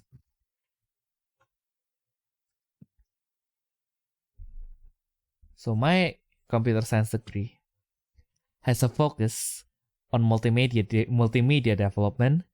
So all the courses are like more into like 3D modeling, game programming, and web development. So yeah, those 4 credits for introduction to database is like the only 4 credits that I have regarding to gathering and accessing knowledge. So yeah, I might need to look for other degrees instead. Damn it. Yeah, that's kind of sad. which is like, yeah, I mean, like it's kind of a shame because like the with the current job market, I think like getting into data science and being able to get into like the AI industry would be, well, the short term strat. But like anyway, if I learn to program something, it's going to be beneficial in the long run. So like even if it's just short term, I think it's still good, But yeah, then I guess I will have to look for something else. Good luck with that. Yeah, we'll see. How did we get from like the nasi goreng jancuk to this? How do we get from swear words to like, how do I get into like this master's degree? They want to learn more. Nah, just joking. I needed more. I needed it for I need knowledge. Yeah, I needed I needed the student status more than I do the degree, by the way, but yeah, still. I was like, sometimes we forget like, it is also like a, well, not really a wake up call, but kind of like a soft nudge. If you are still in university now, go out, go outside of your university. I don't mean to drop out, but like while you still have your student status, it opens a lot of doors to like gain knowledge outside of your university. Yeah, you can get internship and such. Do it. Also, if you have the time, get a part-time job or an internship. Exactly. They are arguably more important than your degree. Exactly. And if you're in Europe, you basically it's in Germany specific, of course, but like I don't know how widespread is this, but like in Germany at least they have this thing called like the student positions, which is kind of like somewhere between internship and a part-time job in an actual in an actual office environment. Right. Yeah. Like that means that doesn't guarantee that you will get like a full-time position in that company after you graduate. Although it is a possibility if you can impress like your team while you are at that student job. Because my friend, this again, be careful of survivorship bias. Like just because my friend got in doesn't mean you will. But like at least you know that my friend actually like got his full-time position after like impressing his team when he was like a student worker basically. And also you got paid. So basically get possibilities as long as you like work hard, kind of thing, really. Yeah, exactly. Don't skimp on that if you can. As I mean like sometimes I do realize that as a middle class city boy, my opinion can be like very detached from reality. I have like more social safety net if things go south for me. So don't just jump into it, but like do your research. If it's feasible, then do it. Yeah. How do we get there? How do we get here? How do we go back? We can't go back anymore, Theo. No, we can't force this. Because like one of the not that I remember, like we all started this topic all because I was like, I kind of just want to call out people who, how to say, like really adamant on attacking other people for like not making like authentic stuff. Although like it's it's authentic in spirit. It can be different depending on who is cooking them. Of course, like as you do with all dishes, right? It's why like certain restaurant can have more customers than the others. And then there's also why like if you have like a local place, someone else might like it better than other people who came from like long way from like the other side of the city, right? That's why they brought up like if you have like someone you know that invited you to kind of like a place like that is like way out of the way, and then like you eat there and then you got disappointed. Because like I think there's also like a factor of like, if you go to your local place, you don't really assume anything, right? You don't come with prejudices. Just go there, you eat them, you're satisfied. You go back with kind of like a rose-tinted image that, okay, so this place is really good. And then because of that, when your friend like brought up like the similar dish that is like on the other side of the town, you will probably have a really high expectation, because like, oh yeah, so this one that I found like near my house that doesn't have like that much customer, like I always come there like on their, because you always come there in their least busy hours, and then you eat there and you got satisfied. Okay, so if my friend like says like really lots of good things about it, that means it should be like really good, right? And then you come there during that busy hours, you need to wait, your expectation grew larger and larger and larger. You sat down, you finally ordered your meal, you waited for 1 hour because they are very busy, and then they brought out your meal. And then, okay, so it takes a long time, but it's warm, so you are bound to be able to enjoy this. Your expectation getting higher and higher and higher. And then you bring out your spoon, you took the first bite, and then you got disappointed. It's not that the food is bad, but it's like it's not more special than the one that you have near your house. Like yeah. I mean, like especially with Asian, like when we say like in East Asia, especially like in East Asia and Southeast Asia, when we say that everywhere, like most places where you eat, if they are like proper enough, like they will be like us. It will be delicious regardless, and that's kind of true, in the sense that they're almost as good as each other. So like usually, what makes them better than the others is going to be like the external factors, right? Like how easy you access them, for example. Yeah. True. Yeah, and then like I mean like also your personal values. Like some people things like waiting in line is like the spice. I don't share their visions, but I can understand why. I feel you. Yeah. I know some people like that as well. Yeah, exactly. Which like I don't understand. Wow, you actually enjoy waiting? What? Yeah, I don't follow your vision, but more power to you. But like, sure, okay, yeah. But yeah, whatever you want, mate. Exactly. But also like the fun thing about Indonesia and some Southeast Asian, I don't know how much this extends, but like at least in Indonesia, like we have lots of dishes that the name is shared within like within the country, like the name is shared, but like the dish itself, like the interpretation of each region can be different. For example, if you go to Jakarta, you will when you see like nasi goreng, which is fried rice, most of them will use the sweet soy sauce, like kecap manis. So the rice will look a little bit more black because of the soy sauce, right? It's a dark sweet soy sauce, so like it's going to color the rice. Okay, it's going to be more brownish black, a blackish brown kind of color. And then you go to my hometown of Surabaya and probably the surrounding.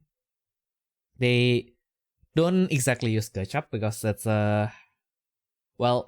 it's kind of like a local ketchup. But it's instead of like the base being tomato.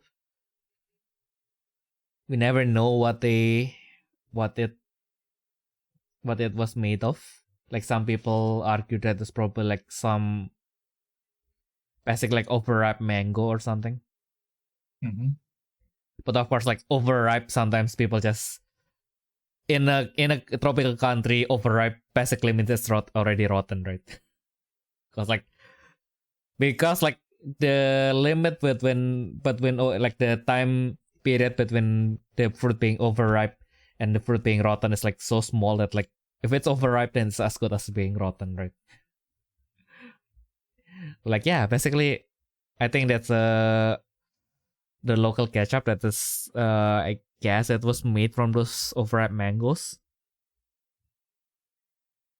Okay. Yeah, so they use that to color the rice basically, and then the rice like it's more like red, right? So I'm more familiar with this kind of rice, and then like fried rice, and then when I go to Jakarta, it's like, yeah, this is a little bit too sweet, too black, and a little bit too sweet for me. And then you go to like, well, you go to the Chinese places basically, and then you got the Yangzhou Chao Fan. Yeah. Yeah. Yeah. So basically, you got that, and then you get like the stuff, like the ones from the restaurant that is more into, more from like the North Indonesia, and then like the place is kind of like vaguely Chinese. Like you have something of a cross between like the Jakarta one and the Yangzhou Chao Fan. So you get something of a cross between that, so it's kind of like savory. It's more into like it this way kind of look like way more like normal rice, as in the color is like more white, and then but it's like really savory, MSG forward, of course. And yeah, I guess like I feel like this kind of dish is kind of like a food of migration, right? Like kind of like it becomes authentic if it suits like the region where it is being made, basically. So I feel like, of course, like our fried rice is a little bit, can look a little bit German. But I would argue that that's actually what makes it the best, right? It makes it authentic, right? Because you do that, you keep the spirit of like you use the ingredients that are available to you, basically, and you make it however you want. Like yeah, you will prefer one over the other, but that doesn't mean like the one that you don't prefer is going to be more authentic than the other ones. They are also as authentic as each other. It's just whichever you prefer more, I guess. Yeah. True. Yeah. Yeah, that's also why some chain restaurant can be people's favorites, because yeah, again, like if they're just worse tasting but like way easier to access, then yeah, I guess. I guess like the easier of access is the spice.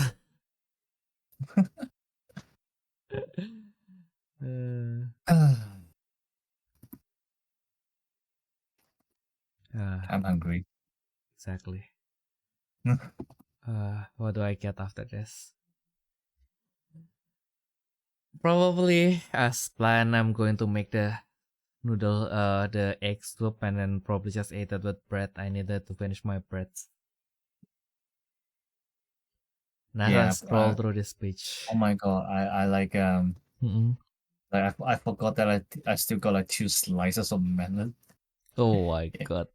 In my fridge, and I actually just finished them before we started the podcast. Okay, thank goodness.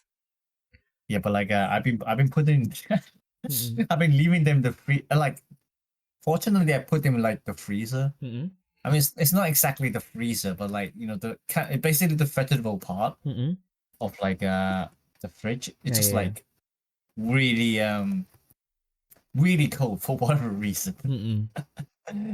Yeah, and so like it's basically became like ice melon.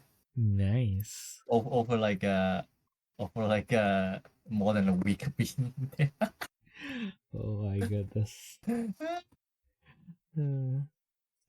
If I told you that I like the durian products more than I like actually like the actual durian fruit. I think you did tell me, yeah. It's like how some people prefers like tomato sauce. Oh yeah. But then like they don't really like the tomato themselves. Yeah. For whatever reason. I don't know, my bestie's like that actually, yeah. He really likes ketchup, but then like he doesn't eat the actual tomato.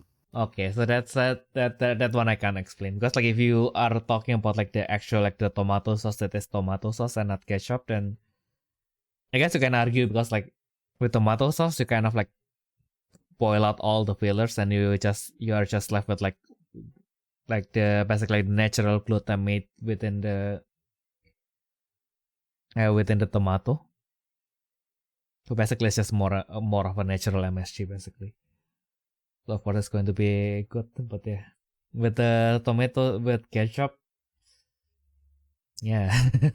If you prefer it over ketchup, I guess it's just because it has sugar, so it's more taste buds friendly than the actual tomato, which can be a little bit hit or miss. I mean, like some tomatoes can be like weirdly flavorless. Like you feel like the tomato taste, but like you don't feel anything at the same time. I don't know how to describe that. Because like you feel like the tomato flavor, but you don't really feel any strong sweetness or any savory or like any acidity for that matter. You just feel like, yeah, I ate a tomato and water. Yeah. I suppose so. Yeah. I mean, I'm never a picky person, so like I will not understand. True.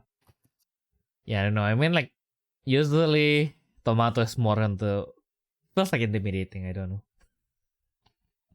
Like if it's a sliced tomato, I will usually eat it because like it feels like it can fit into my mouth, but like the tomato wedges though. The what? Tomato wedges. Tomato wedges. So basically, if you just cut the tomato lengthwise, like you would cut the tomato slice. Yeah, tomato slices. Yeah, sometimes they can. I bet like especially like the way we serve it in Indonesia, we basically just cut them at most to 6 slices, so they can still be really big. And I just look at them and then like, gosh, that's what one big boy. One big boy. Exactly. I don't know why that doesn't apply to like the Turkish places though. Maybe because they burn it to crisp. So it's like, ooh, caramel. Just look at burnt stuff and like, ooh, caramel. That's like, nice. Yeah. I mean, like my low key, like one of the reasons why I kept on like ordering like the grill platters and like the Turkish places is just to eat like the grilled peppers and the grilled tomato. Like I don't know. I look at the grilled vegetables and I see black on it, and I was like, oh, that's going to be good. So I don't know why. Like this Turkish green peppers, when you grill them, I feel like you can like the natural sugar is more pronounced. So they can be pleasantly sweet. And sometimes they're spicy, so yeah. It's kind of like when you eat it and it's spicy, like you won the gacha. I feel like sometimes the thing about like those like large like green like Turkish chili versus like our bird eye chili. Like the bird eye chili is just way more consistent. Like every single one you eat is going to be spicy. But like these ones are like these ones are like more 50-50. Well, maybe not even 50-50. Like most of the time they are not even spicy. I just like them because they taste as good as a vegetable. I never thought of them as pepper. I thought of them as vegetable until they are actually spicy. Then they're actually okay. For 1 second, I'm going to think of this as an actual pepper. Fair enough, yeah. Yeah. I mean, to be fair, personally, I don't really like pepper. As in, like, like the bell peppers. Yeah. I don't like them. I mean, it's not like I don't like dislike them. It's just like, I feel like nothing about them. And like, if I can like pick other vegetables, I would rather have like the greener stuff, basically. Oh yeah. Yeah, I prefer the green stuff. You can say. Same. Yeah, I mean, like, that's also like my pain when I go like to the German supermarket, right? Mm-hmm. Like, at most there will be spinach when they're in season. No, only spinach, bro. Yeah, maybe like for 1 week in a year they will have like bok choy. But after that 1 week they are just gone from the shelf. So like, oh my god. Does everyone want pork choy? Yeah. Yeah. And like yeah. And then the other ones are like, they know what they're doing. exactly. These Germans know their taste. Exactly. And then the other ones like are like mostly like with salad leaves, basically. Yeah, so it's just lettuce and lettuce. Okay, so I talk like a vegetable. Oh, this looks interesting. What is this? This is just another form of lettuce. It's like I don't want. I have enough like water. I don't need to eat like my water in solid form. That's why I kind of like this thing called like the felt salad. I don't know how to translate that. And also rucola, which I don't know why, but they translate whenever they have like an English translation for their menu, they call it the rockets. Rockets? Yeah. Okay, interesting. Yeah, because it's this thing. Have you seen this? Give me a second. Mm-mm. Oh, these ones. Yeah. Oh, they're pretty good. They're very good in salad. I love them. Oh yeah. They have that pleasant bitterness that I look for from like a green vegetables, right? And like, whenever I have them, but it's always like feels awkward because like you buy them in like a box and then like, okay, so I wanted to eat them once. Wow, what do I do with the rest? And then like the other one is this one. Sometimes they are probably a little bit dirty and I never wash them, and I probably just eat some sand with my salad, but I can't be bothered to wash them before eating them. And it hasn't been a problem. But like Oh this, yeah, yeah. these ones, yeah. Mm-mm. Yeah. These ones are actually pretty good. We boil them as well, actually. Yeah. Sometimes I will be so desperate for like the blanched vegetables. So I'll just put the rucola and this one inside my noodles. Well, I Okay. like in Indonesia we boil everything. We boil the bok choy into submission. We don't blanch them. We boil them into submission. Boil them into submission. No. Exactly. Yeah, and then that's probably it. Like most of the vegetables that are available in the German markets are like the root vegetables, like radish, carrot. What the fuck is kohlrabi? And then yeah, basically 20 kinds of cabbage and 20 kinds of lettuce. What is kohlrabi in English? In English,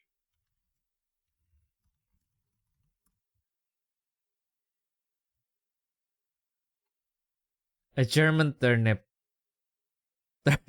cabbage. I see. But that's probably why I like it. It's basically just a German daikon. Okay. Kind of, yeah. I really like them to just cut them up and then put them inside soup.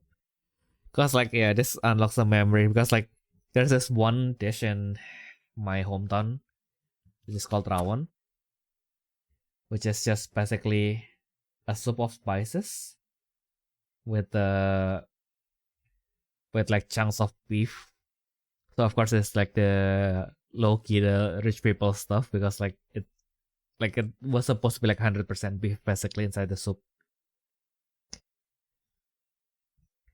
But yeah, our family wasn't that well off back then, so my mom has to make do. Especially she has 4 kids, so like she has to somehow like extend this spices and the beef so that every single one of her kids can eat the beef and like at least like a little bit of the beef and be satisfied.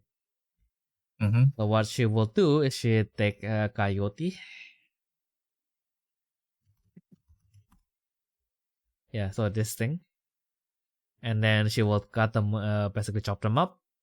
And I guess like do something like something in this picture. So basically just chop the coyote and then like boil them with the soup. And it's fucking good. And of course, coyote is also not a vegetable native to Germany. So if I wanted, rather than buying it on a markup from the Asian market, I'll just use the kohlrabi. It's usually like 80 cents per head anyway. And if I remember correctly, you can actually eat the leaves as well, although it can be a little bit hard. It can be a little bit hard, so you kind of have to cook it for a long time. Most German people wouldn't bother. They will just put it in the bunny bin.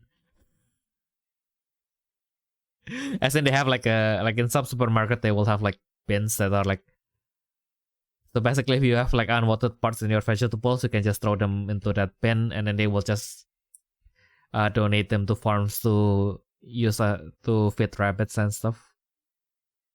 Right, okay, yeah. Yeah, so basically usually they will just throw them into the bunny bin. But you pay for the whole thing, right? So you basically pay for the pulp and the leaves, right? So yeah, unless the supermarket specifically already took out the leaves, I usually will just bring back the leaves and eat them separately. Basically just cut them up, like remove like the hard part and then like stir fry them with oil and spices.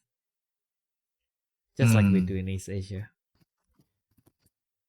Because that's the best vegetables that they can ask for, pretty much. Which reminds me, I had that one time where I kind of have the project to kind of like chipify everything.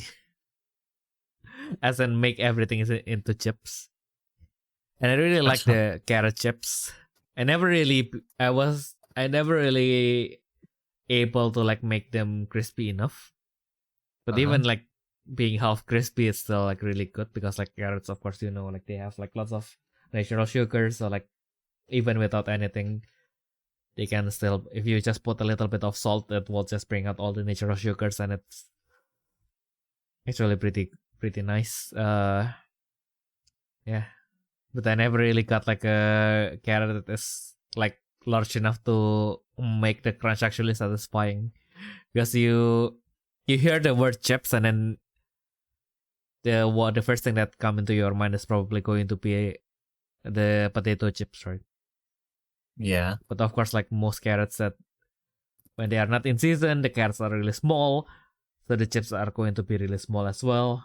They will get blown inside the air fryer, but that doesn't matter as long as I get my carrot chips. Yeah. Carrot chips. One day I will challenge them again. Probably I need to... but the kohlrabi is kind of neutral flavored, so probably no. I have to look for other vegetables that has natural sweetness. Okay. Yeah. Anyway, that is the life hack. So you can just go to your local Asian supermarket, buy the rawan seasoning for maybe €1, and then just chop up any root vegetables, except for that has neutral flavor, kind of like daikon and kohlrabi. So basically turnips, basically just turnips in general. Yeah, and then boil them for a long time until they are soft like potato. Yeah, it's going to be really nice. You can put some beef if you have extra cash. Why not? I think I tried to make. I think I tried to chip out and use pork and it didn't work. Don't know why. The pork loin is my mortal enemy. Like no matter what I do with them, Like they still manage to taste like cardboard. I can't.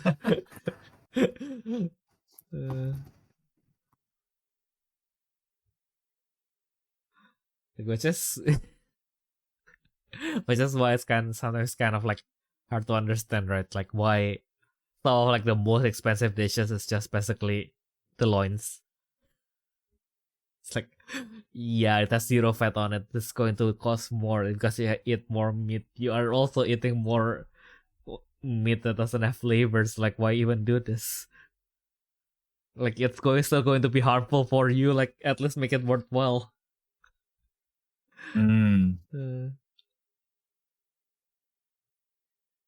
Exactly. And yeah, we have the salted duck eggs as well, which is nice. You have what? Salted duck eggs. Like you see, like the. Right. Yeah. Oh, yeah. Those are good. Yeah. I actually made salted eggs myself before. Oh, yeah. Same. Do you use the clay thing? The clay method? No. Yeah. No, we use wine actually. Yeah. And like I only did that once, and I still got like spare wine. And then like I never used them. Oh, I see.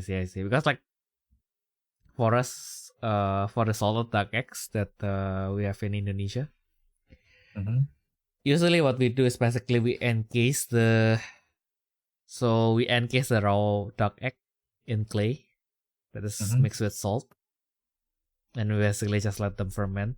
And I forget like when we apply heat to them, but like basically when you are done with it, you will have like this crumbly egg whites and then also like this creamy crumbly yolk as well. And I think I made that for like a science experiment in my. So I joined like kind of like the science extracurricular activity, like the science club basically. And then one of the assignments was to make the salted duck egg from scratch basically. Oh, nice. Yeah, I forgot like when we actually like apply heat to the egg, but like by the time it was finished, I think like we either I didn't apply the clay properly or I didn't salt the clay enough. Mine was kind of bland. Rip indeed. But also like the one that is like commercially available, even the commercially available ones, like they can be quite weak. So usually the hack is that my mom always bought the ones that are like really close to expiring. Because that also means they're steeping longer, right? Like by the time actually like the best before date, like by the time the best before date passes, actually like the salt will actually like did it work? So you will probably can only use that egg within like that week, but like still it's going to be like the best that the egg could have ever been. Also, you can, for some reason, it's if you go to Jakarta by car out of the toll road, one of the cities that you will pass through specializes in this duck egg, so you can just go there, pass by like any of the stores, buy one, open it up, eat it with a spoon. My God, I say that as if it's like the simplest thing ever, but it's also like really nice. Gosh. Yeah, I mean like I back then when like air travel wasn't as accessible as it is today, like my dad used to bring us with a car a lot, and we don't have like the super high speed toll road. So now we have the super high speed toll road, so it's a little bit it's really pricey. Basically, for the same cost of like bringing two people, bringing two people in a car, paying the tolls. Well, maybe even 4 people through the tolls and paying for the gas and everything. You could have also flew. You could also flew to Jakarta. for like 6 of the time needed to pass the tolls and everything.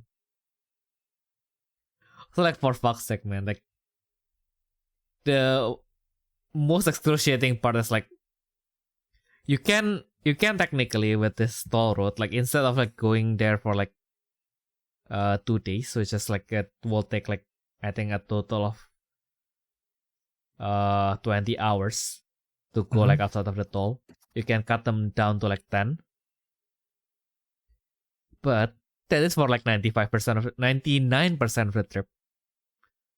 Because the toll somewhat ended like because after that they will merge with like the normal toll that you need to take to get into Jakarta. And that toll booth is like hellish. It's like it will always be crowded. So yeah, I think like because we were taking it a little bit easier, so like we stop in Semarang, which is in the Central Java. And then we took a night off, and then like the next day we continue the trip. Yeah. So basically, I think we left quite late. So we left at around 1 p.m. or something. So we reached like the area of that final toll gate at 5 p.m. Like halfway is only like 3 hours, right? I think we passed the toll booth at like 8 p.m. or 9 p.m. So like it takes the same time to go half the island as to go past like the final 1% of the trip. What the fuck? So yeah, now you know why my dad don't want to drive us anymore. But yeah, even back then, like the drive itself is like it can be really excruciating because you are like stuck in like one small box, and then like you can't really move. There's really nothing outside. Like people from outside of like Southeast Asia will like say like, oh yeah, look at all these rice fields. Yeah, these rice fields are like interesting when you see them the first time, not the 127th time in the same trip within the last 12 hours, for fuck's sake. But yeah, and then you will be like stuck between trucks, so like it's not like you can like sit down and like enjoy your tea while looking at the rice fields. You cut. You're stuck inside your car because like the moment the truck in front of you like move like for 1 inch, you have to move for 1 inch as well, otherwise like someone will take you over for some reason. Damn. Yeah, so yeah, that's not fun part, but like the fun part is like stopping by the cities, like trying their local specialties. Yeah, that's why I would say that I have like tasted like lots of stuff from Java, but like mostly like those roadside restaurants. So might not be the very best version, but like at least the gist of it, I kind of like get like what like each like region kind of like specialized in. That's why I don't know. When I was younger, like I don't really appreciate like the Central Java like having like a more sweet taste profile, because with everything they do, especially like the fried chicken and the roasted chicken, like they are really heavy on using like the sweet soy sauce, the kecap manis. So like, yeah, to me they are a little bit too sweet. But then I grew up, and then like I went to Jakarta, and then they also have like similar styles. Some even use honey even. My god, those honey roasted chicken, man. I can't get them out of my head. Like, it's like I went there and like, so yeah, how much is it for like the fried chicken, and how much is it for like the roasted chicken? And then the guy is just like, yeah, they cost the same. Okay, so I'm feeling fancy today, so I'm going to get the roasted breast. And also fry this intestines for me while you are at it. Thank you very much.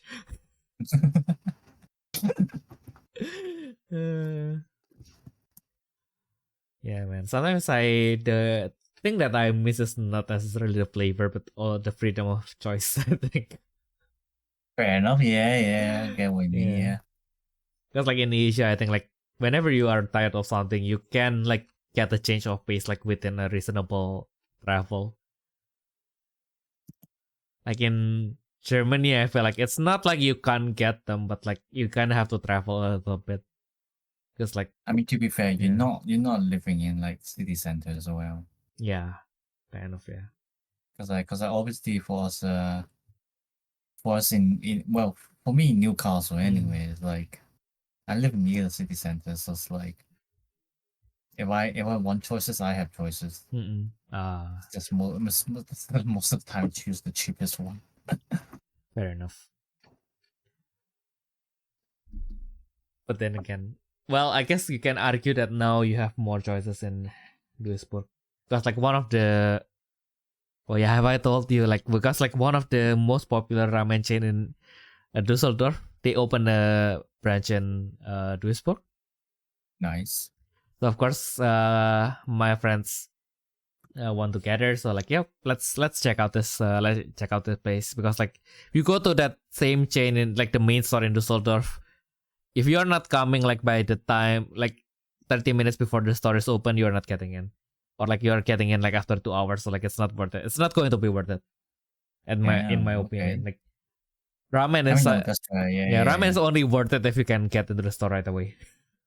True. Yeah, the wait is not the spice. I mean that's for most food anyways, and kind of unless you get some like really high class kind of thing. That reminds me that one time in Canada eating like that what's it called, bison meat, I think. Ooh. Yeah, I told you that before, but like it was like a bison meat and like it's like it's really expensive though, especially with like the Canada tax and everything like that. But like I suppose it was worth it. I mean, at least I can now tell people that I ate bison meat before, but like that's about it really. Like was it really that special? No, not really. But yeah, anyway, the thing about the Duisburg branch is of course like I went to ramen restaurant. Like most ramen restaurant, like this chain of ramen restaurant in Dusseldorf is like the legit. I mean like legit as its Japanese own.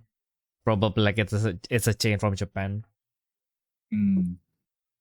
So of course like my first set of moves is go there. I sat down, I look at the menu, and then the waiter came, and then like of course I tried to order in Japanese. Because it's one of the rare moments where I can actually like use the skill that my skill of like talking in Japanese like a 5 years old, like where it will actually matters, right? Because like my Japanese is not Japanese level, so I can't use it for work, but like at least I can use it to converse and impress some Japanese that I met for the first time. Fair enough. Yeah. So yeah, I tried to order in Japanese. The guy just stares back at me. And then defeatedly I repeated my order in German.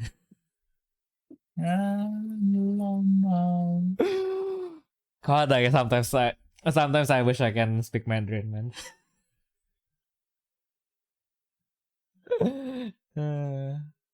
Just say jibai. Yeah, jibai. You jibai. You don't understand what I said. 你是jibai.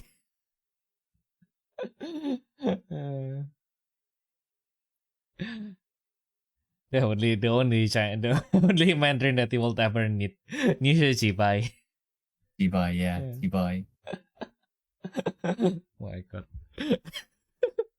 Have I shown you my favorite video on YouTube ever? No. The one that always cracked me up. Wait, let me send the link to you. Wait, because this is not appropriate to share on YouTube. Bruh.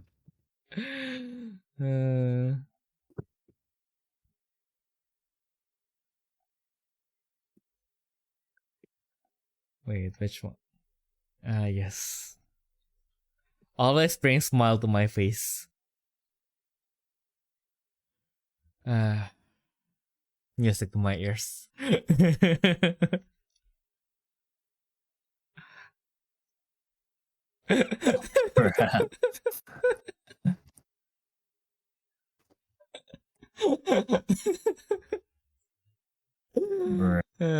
Since I cannot play it on YouTube.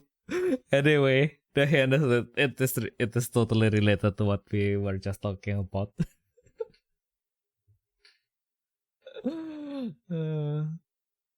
Yeah, he basically sent me something called the Zibai song. It's beautiful, man. Oh god. Yeah, I kind of brought up Mandarin also because yeah, I don't know. Sometimes I do feel like I went to and it's also because like recently we got like some customers and they are like of course they are Chinese, so yeah, I try to pick like the 3 words of Mandarin that I actually know, and then sometimes I by mistake I think like I took that order and I said Chai Chen, so like oh fuck. Fuck my automatic nervous system. Like what the fuck did I just say? Like that's like I just took their orders and I told them to go fuck themselves. Well, it's more like I mean, in that context, it's probably something more like fuck off. But why would you do that? Yeah, no. I think it's not like after I took that order, but I think like I mean like customarily whenever the customer leaves, I have to not that I have to, but like I usually just greet them in German, right? Like cheers. So like basically like the informal way to say like see you again, right? Yeah. Yeah, and then I think like I tried to say I tried to shout Chai Chen and they didn't say anything back, and I feel like fuck, I shouldn't have done that.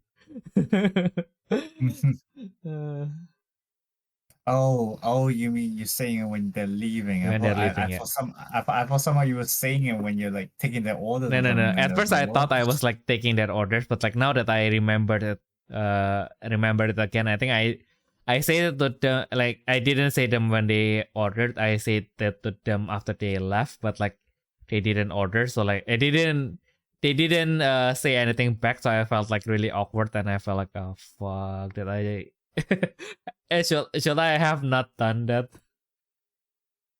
I think most of the time they probably like didn't register that like you were saying Chinese or something like that. Probably, yeah. Yeah. Especially since my accent didn't really gel well with how I speak in Mandarin. Somehow some Japanese people found my accent kind of like understandable, so like guess good enough. But yeah, also like I just realized although like I can speak English in business setting, not really business level, but like in business setting, and I can actively think in English. I read in English. I can converse in English, although it's not the best. It's not impeccable. It's a mishmash of things, but like I realized that I never really use it in service. So like I can like speak to the customers, but I kind of like sometimes I do feel awkward because I kind of translated all the scripts that I have in German to English. So I feel like sometimes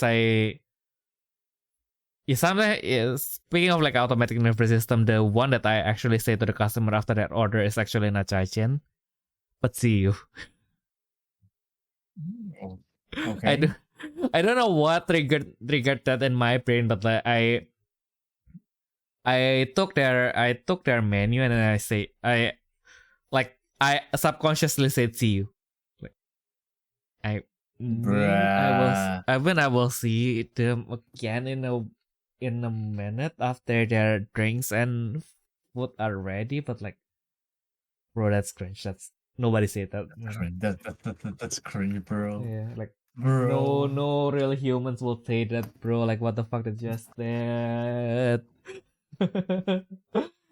Yeah, still that. Yeah, I needed to. I realized like how, like I think like I only like maybe like 2 or 3 tables like I waited like 2 or 3 tables like fully in English. Mostly because we have customers from the Netherlands. Okay. Yeah. But the other day we have like a customer from Australia, so she was like really enthusiastic about everything because like yeah, you know, like Australia is like extremely close to Indonesia, so like yeah, she was like, yeah, I really like Indonesian food. So like, oh my god, this is the first time. This was so jarring because like, you know, Germans are not really explorative with their dishes.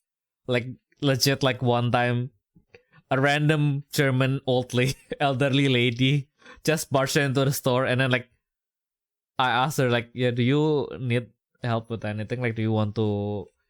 Are you coming by yourself, or are you trying to book for a table for like the next day? And then she was like, no, I just came here to make a suggestion. You have to sell like the German stuff like schnitzel and schnitzel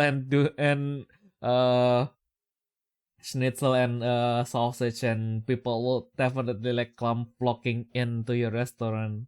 Bruh. I was like, what the fuck? I didn't get paid enough for this, and like my boss happens to be there, and then she was like, yeah, she just like doing the cautious, like yeah, we'll take it into consideration, but like ultimately, like I was like, I can't really fathom like why that old lady was so adamant into like, yeah, you definitely have to do that, sell sausages and schnitzel. Schnitzel is Austrian, by the way. Just to set the record straight. But the German is usually like the serving style, because like the winner schnitzel, which is the Austrian version, is usually I mean like they dip it in sauce, but the German version is drenched in sauce. There's a minor difference. There's the subtle difference there, but like yeah, might be different on the textures and everything. So yeah, it's just a matter of preference, I think, from an outsider point of view. Of course, like people who actually enjoy them will have like stronger opinions, but it's also on the level on like why, like how people from Europe will question why do I prefer like this red fried rice instead of this black fried rice.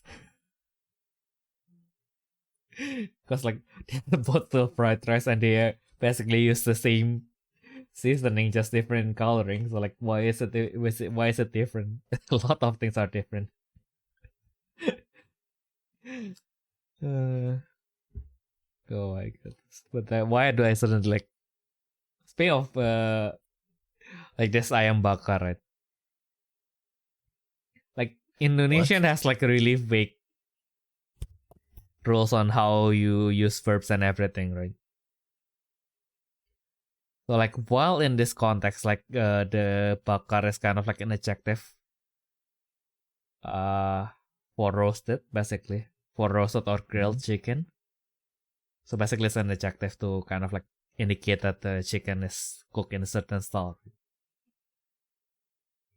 But also, bakar is a verb which means to burn. Okay. So kind of the dead joke is here is like one of like the local brands is called the Ayam Bakar Wong Solo, which means Wong is Javanese for people, basically. So basically in context here, like what it means is like the grilled chicken with the brand Wong Solo. So Solo is the city, the name of the city. But if you interpret the bakar and the ayam bakar Wong Solo as a verb, that means the chicken is doing the action of burning the solo people. So yeah, so that's the dad joke. So like the dad joke will be like, yeah, so what is the most cruel chicken? Then the answer is ayam bakar wong solo, of course.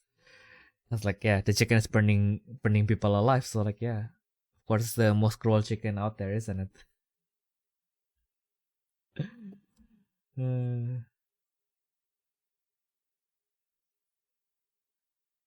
Yeah. Okay then. Yeah, I'm starting to get a little bit too hungry. So if you want to suggest anything, including what we should eat next, or if you have any comment, questions, requests, you always feel free to send them to us at therefreshsteppodcast@gmail.com or by commenting on YouTube below.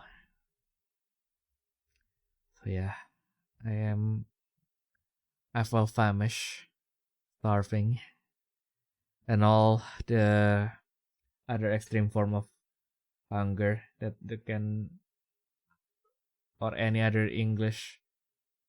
My God, my English is already broken. But anyway, I guess that has been everything that we can share for this week. We'll be back next week, of course, with the bi-weekly card of the day's reviews for Battle Spirits. So, I guess see you then. I hope you guys have a nice week going forward, and we'll see you all in the next turn. Bye.